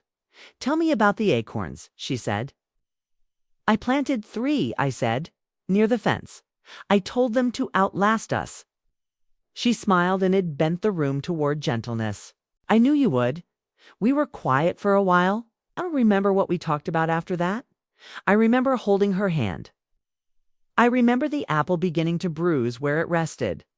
I remember thinking that if time were a person, I'd ask for an extension like a student who wanted to get the ending right. The call started the following day. Not from Sylvia or Richard. Miriam had wrapped our world in a neat legal fence. And they learned fast to stop tossing stones over it. These were different calls. Reporters chasing human angles. A local nonprofit asking if the Oak Foundation had a website yet. The bank wanting signatures for accounts that would soon bear my name and the foundation's both. The word trustee kept appearing in emails directed at me, even though Miriam had the title and the responsibility. People like to assign crowns because it makes them feel better about the ceremony. Keep it simple, Miriam said when we met at her office to sign papers and translate the legalese into something that could live in my life. Foundation paperwork first. We'll transfer assets next month once the accounting is complete. I'll handle filings. Do you think about purpose, scholarships, gardens, the things she wrote? She gave you a compass. Use it. She slid a stack of forms toward me. And sign here acknowledging receipt of the personal bequests, she added. The cottage, the savings earmarked for your mother, the heirlooms inventory. You can move into the cottage whenever you're ready. The cottage. The word thumped inside me like a new heartbeat. I saw the porch, the swing, the kitchen with the window that made everything taste like morning. It felt wrong to think about. Inhabiting a place while its inhabitants still lived across town among 4 poles and beeps. But life is disrespectful that White asks you to prepare for both rain and sun at once. I'll wait, I said, to move in. But we can start repairs. The roof needs. I searched for a word I didn't have. Help, Miriam supplied, amused. Roofs always need help. Exactly. She leaned back, steepling her fingers. I filed a complaint with the bar about George, she added matter-of-factly, as if we were discussing soup. A judge used the phrase fox in the henhouse in open court. That kind of thing tends to shorten careers. I blinked. You didn't have to. I did, she said, because it's right. Because there's a young lawyer somewhere watching him and learning the wrong tricks. We weed, so the next bed grows true. She tilted her head. And I'm 72. They can't fire me. Thank you, I said, and meant the larger thing between the lines. In the meantime, she said, you'll hear stories. Sylvia will tell herself a softer version of what happened. Richard will rewrite the script so he can stand himself.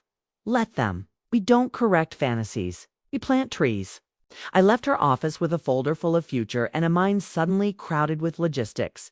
Paint colors, lawn care, quotes for a new porch railing. The unromantic mechanics of starting a foundation mission statements that weren't mush, bylaws. That wouldn't trap us later. Bank accounts that wore caps and didn't leak. When the world feels too big, you do the next small thing. I drove to the cottage. The garden had gone feral while we were busy saving paper. Wildflowers leaned into the path, a few stubborn roses held on in the tangles. And on the kitchen windowsill inside, someone, maybe Mom, had set a vase with 3 daisies, wilting and cheerful anyway.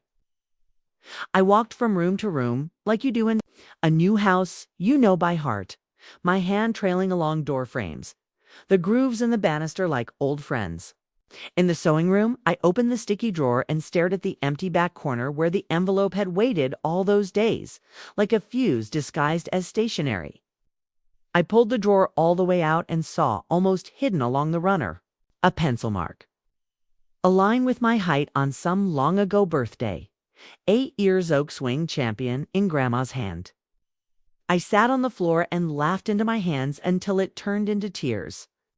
When I could breathe again, I spread the heirlooms inventory. On the carpet, the pearl brooch that belonged to her mother, the faded blue quilt, a set of silver spoons engraved with initials that weren't ours anymore, the oak leaf pendant she wore on summer Sundays.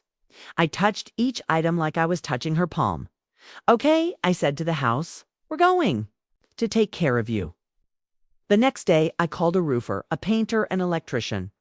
I ordered mulch.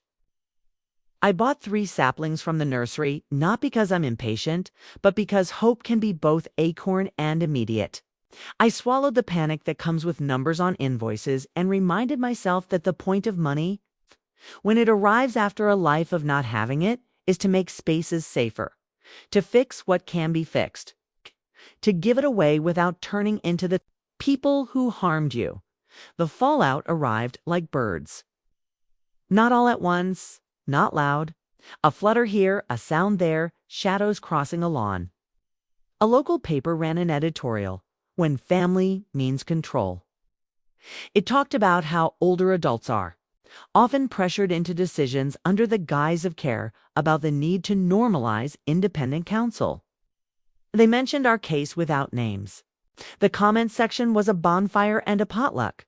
People dragged their own stories to the table, set them down, and said me too with the relief of having a place to put pain. At the dealership, Richard smiled through a week of awkward laughter.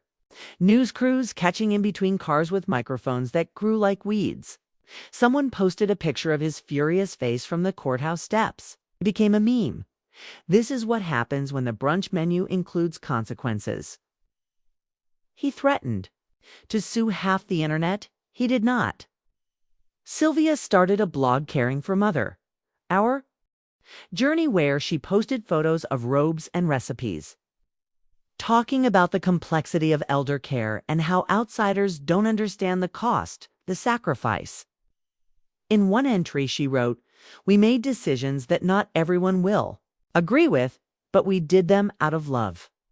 Comments were disabled. I didn't read more than that. People build altars to their narratives. I was done kneeling at hers. As for George, a friend of a friend who works downtown texted me. Saw Hensley leaving the bar association today. Did not look happy.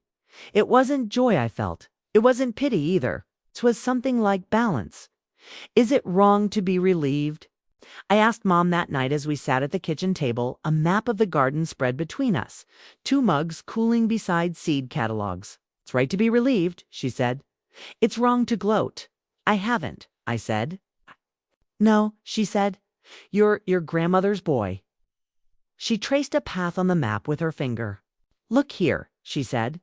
Lavender along the fence. When it blooms, the bees come. When the bees come, everything else gets braver. I looked at her and my mother, who worked 2 jobs and still found tenderness for flowers.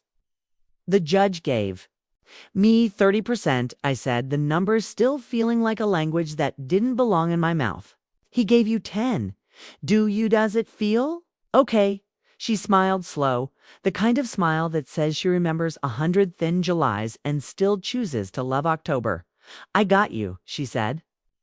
That's worth more than any percent. We were quiet for a while, the kind of quiet that lives between people who've learned to be gentle with each other's angles. Then she added, a little shy, I've been thinking of going back to school. School? Geriatric care case management, she said, almost apologetic, like she had asked for something to fancy. I've been doing pieces of it. For free, for years, for neighbors, for church. I could get certified, make it official. Maybe help families not to become ours. I stared at her as if I were meeting her again for the first time. Do it, I said. I'll cover tuition. No arguments. She laughed. You think I was going to argue? I was going to fight you if you tried to stop me. We both laughed then, the way you laugh when a window that's been painted shut finally opens. I visited Grandma every day. Not all days were good. Some days she slept through my reading, my voice filling the corners of the room like paint.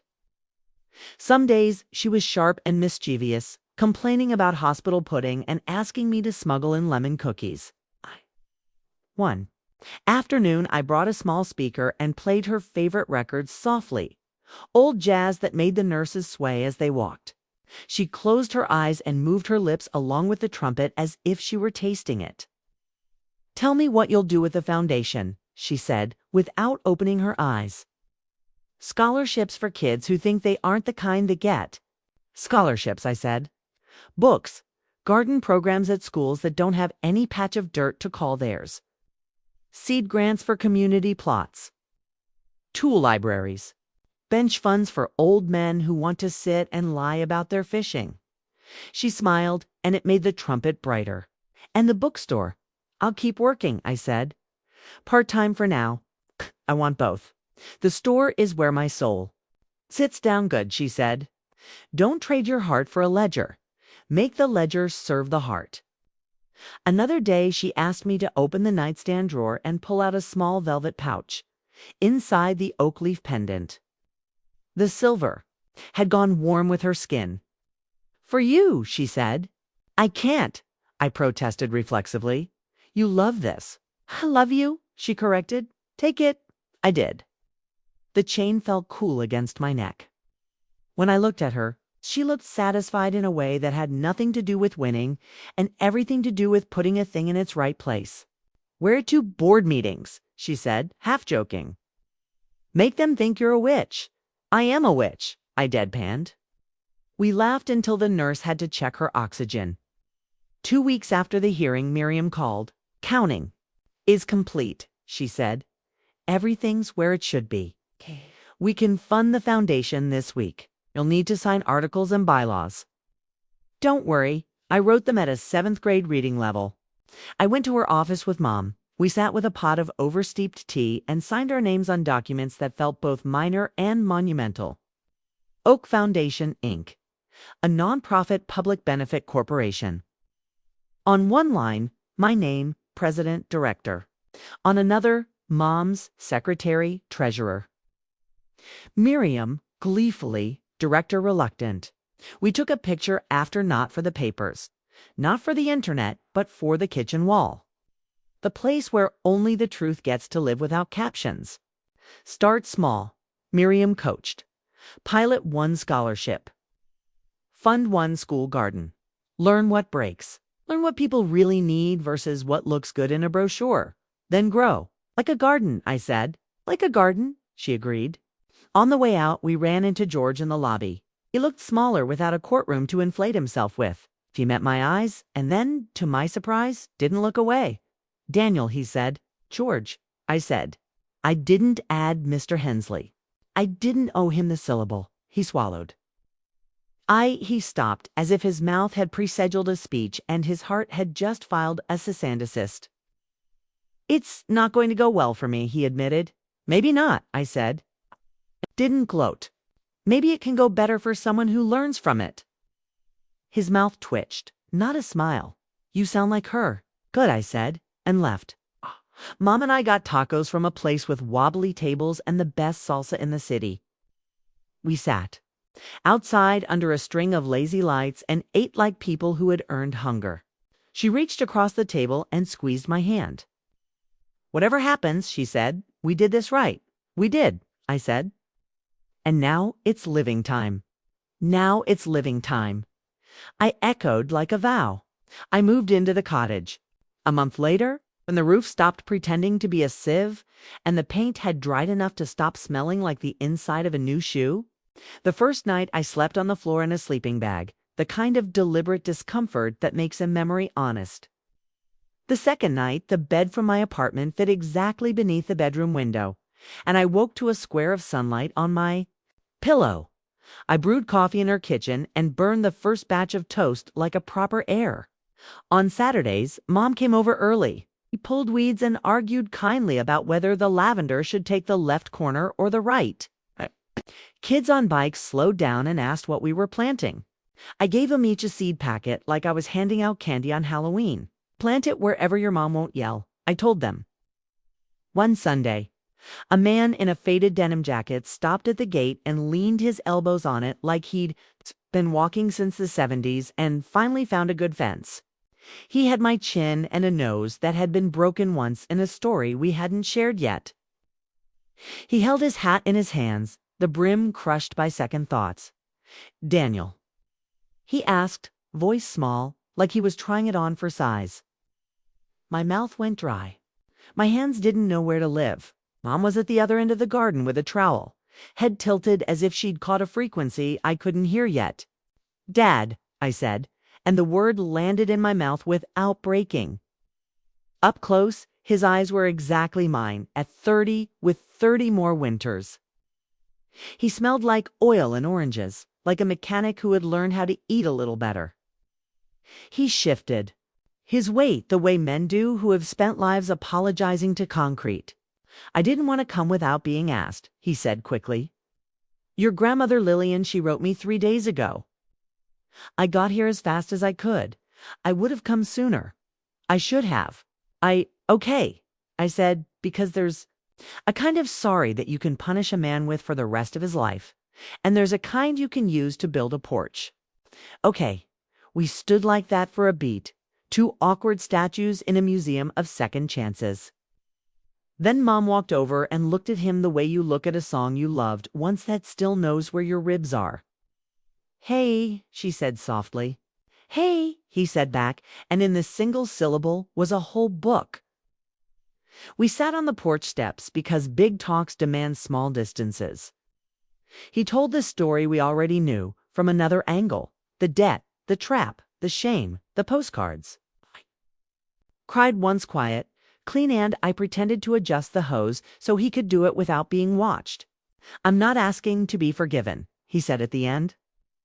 Both hands flat on his thighs like a man in a job interview he doesn't deserve.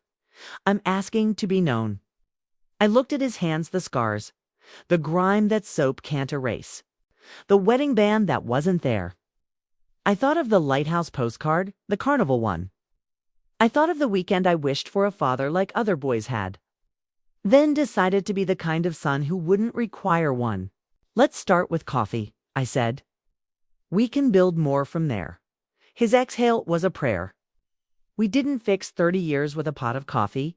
We did put down the first plank. In late autumn, the foundation awarded its first scholarship, $2,500, to a kid named Jamal, who wrote an essay about his grandmother's hands and a tomato plant that refused to die. He cried when we told him at the bookstore on a Sunday afternoon, then pulled himself together faster than I did and said, "I'll make it multiply." The school down the street let us tear up a patch of lawn and replace it with raised beds. The principal took a picture of the kindergartners holding trowels like swords and sent it to the district in an email titled, "Look, we can grow more." Then tests. A retired neighbor donated a bench. We put a small plaque on it for anyone who needs to sit and breathe. People began to send checks, some with notes, some with only the quiet faith of a signature. A woman from across town wrote, "My mother's nurse turned out to be her lawyer's wife. We didn't know until it was too late. Plant something for her?" A man wrote, "I never liked trees until I had to apologize under one. I learned to write thank you letters that weren't stiff. I learned to say no to things that would look good in photos but rot in practice. I learned to budget for rain." Sometimes, walking home from the bookstore at dusk, I'd catch the shimmer of sunlight off the silver oak leaf at my throat in the corner of a shop window and think, we did a thing the right way. Not perfectly, not easily, it's just right enough. We lost Grandma in winter, on a morning so clear it hurt the eyes. The call came at 4:12 a.m. We drove to the hospital in coats over pajamas. And the nurse who'd teased me about being the favorite met us at the door with tears in her eyes and the kind of touch you save for people who need to be reminded they are lions and not ghosts. She looked like she had for months, only lighter.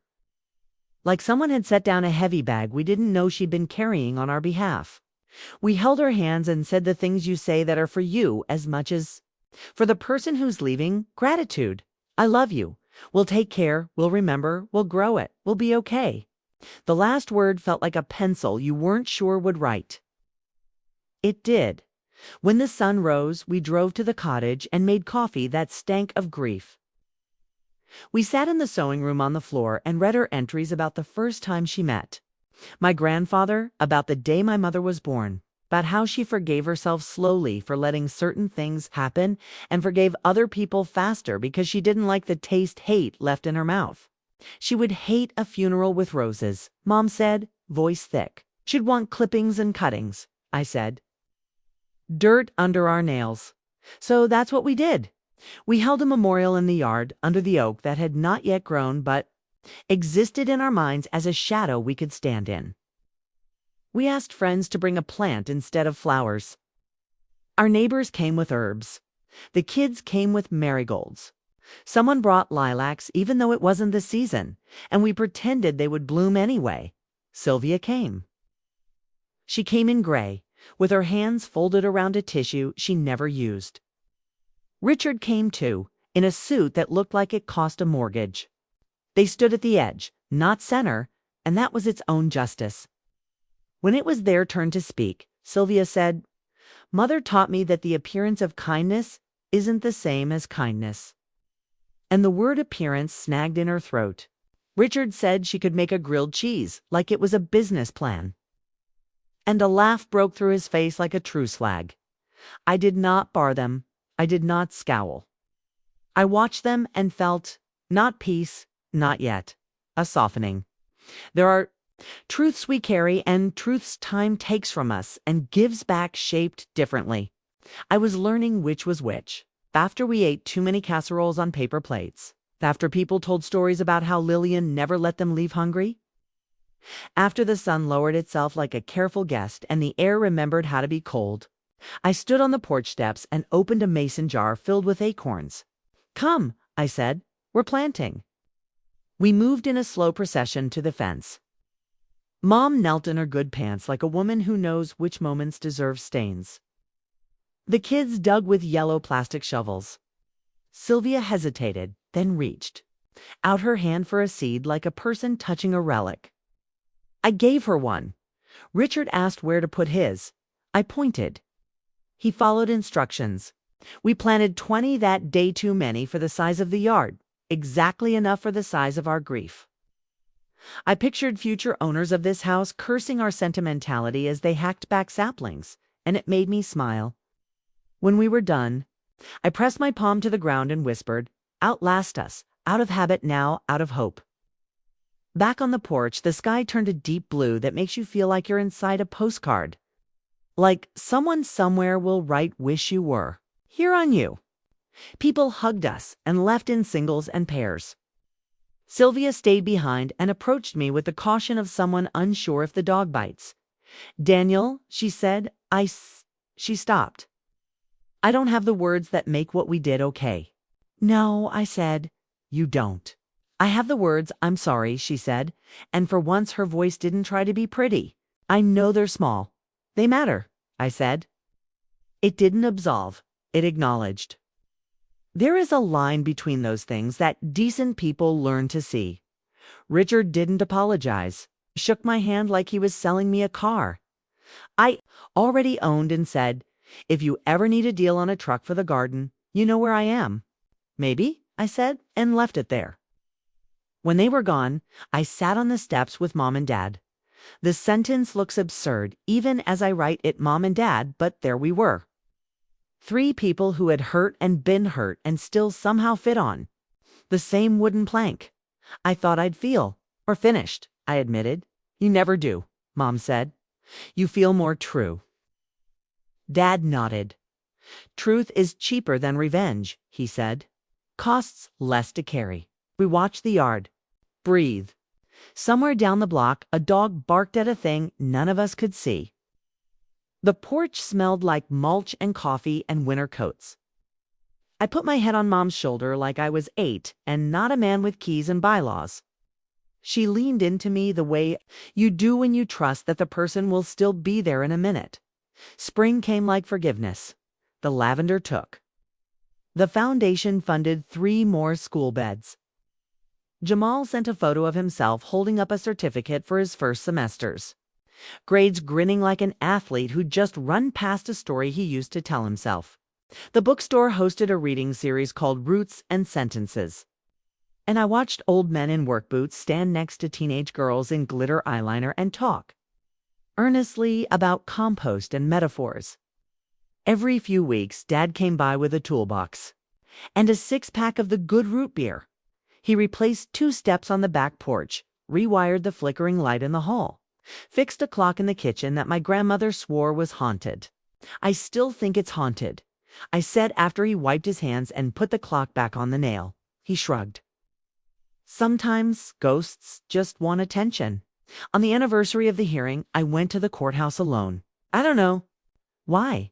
It felt like visiting a place where an old version of me had been gently removed from the stage so another version could walk on. I sat on a bench in the hallway, the same bench where I'd tried to make my breath behave. A young guy in a rumpled suit paced in front of me, whispering, "You've got this," to himself like a spell. I smiled without meaning to, caught my eye and smiled back, grateful to be seen. We were both people holding our own small scripts, praying they'd land. On the way home, I stopped at the nursery and bought a sapling that didn't know what it would be yet. I planted it in the front yard and tucked the dirt in around it like a blanket. I pressed the toe of my shoe into the soil and said the thing I say. Outlast us. Sometimes at dusk when the light stumbles sideways through leaves and the world feels like a held breath. I think about the brunch, about the notary stamp, the fake smiles, the humiliation delivered with buttercream. I don't get angry. Anymore, I don't rehearse comebacks. I let the scene play and then I pull back, like you do with a map. Until the table is a dot in a room, in a building, in a town with an oak that will one day shade a boy on a swing. I pull back until my grandmother's voice is the only sound. Don't let them define you by what you don't have. She wrote me a way out. She wrote us all a way forward. People ask now what the moral is. They want a sentence they can set on their mantles and dust around.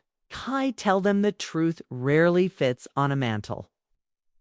But if I had to carve something, kindness without boundaries is a door with no hinges. Justice is how you hang it. Or shorter, plant what outlives you. Paper what protects you. Love who shows up and stays. Mom graduated from her program in the fall. We made a paper cap out of seed packets for her to wear at dinner and toasted with lemonade. She already had 5 clients by then, women and men. Who needed someone to translate care from a marketing word into a life? She built a checklist that included in big bold letters, "Who is your counsel? Is it yours? Not your children's?" She printed the question on postcards and left stacks of them at community centers, barber shops, nail salons, the DMV. People picked them up. People called. She listened. As for me, I still shelve books, still ring up dog-eared mysteries and recommend novels. I love the way some people recommend antacids. If anyone sneers at Bookstore Boy, I smile and think about the gavel and the oak and my grandmother's hands. Then I recommend a better book. Sometimes I add a copy of The Rights of Older Adults to a stack and I don't charge for it. Sometimes the person notices. Sometimes they don't. It doesn't matter. Seeds don't require gratitude to germinate. I wear the oak leaf to meetings and to the grocery store, to dig holes and to sign checks. It's a small thing that anchors big ones. It's a sentence I get to keep saying without words. On the first anniversary of her death, we held a picnic in the yard. The neighborhood came. Jamal read a poem that made 3 women cry and 1 man pretend he had something in his eye. Kids ran around the saplings we'd planted like they were goalposts. Dad manned the grill. Mom taught a workshop under the pop-up tent. How to love your elders without stealing their lives. We laughed, we ate, we told the story the way it happened. Clean and simple, no villains, just people who forgot and remembered different things at different times. At the end of the day, after the last Tupperware had left and the grass had recovered from 1,000 footsteps, I sat on the porch steps alone. The air smelled like charcoal and cut lemons. I could hear the tick of the kitchen clock through the screen door. I could hear my heart. "Are you watching?" I asked the dark, which is what I call God when I'm too stubborn to use other names. We're doing it. A breeze lifted. The saplings rustled. Somewhere, a laugh drifted from 2 houses over. The stars laid out their unhelpful map. I closed my eyes and saw her green blouse, tidy hair, that smile that knew everything, and forgave most of it. "We did it," I whispered, "by the book and by the bone." A leaf fell. I swear it sounded like a yes. That's the ending if you need one. The legal papers are in order. The foundation has a bank account and a mission that makes sense. On a Tuesday, the garden grows. The family doesn't feel like a mouthful of broken glass anymore. It's a house with windows you can open. But if you're asking for the last line, here it is. They tried to steal my inheritance. And my grandmother's letter exposed them. Yes, but more than that, her letter exposed me, not the small version I'd been assigned, not the quiet boy at table 5, but the man who could stand in a courtroom and in a kitchen, who could read aloud and sign his name, who could plant oaks and expect shade he might never sit in, the man who could choose mercy over humiliation and still choose justice. I keep her notebook on the shelf by the door. Sometimes I touch it when I leave the house, like you tap a friend for luck. On the last page, under the list she left me, I wrote my own line in small, careful script, pulled the weeds, planted the trees, kept the heart. It's a checklist for ordinary days. It's a map for the kind of victory that doesn't require witnesses to be real. And when the wind moves just right through the yard, it sounds exactly like paper turning. Asterisk if this story shook you, don't leave just yet. Like, subscribe, and hit the bell icon so you never miss the next family twist on Toxic Bloodlines. And tell me in the comments, what would you have done?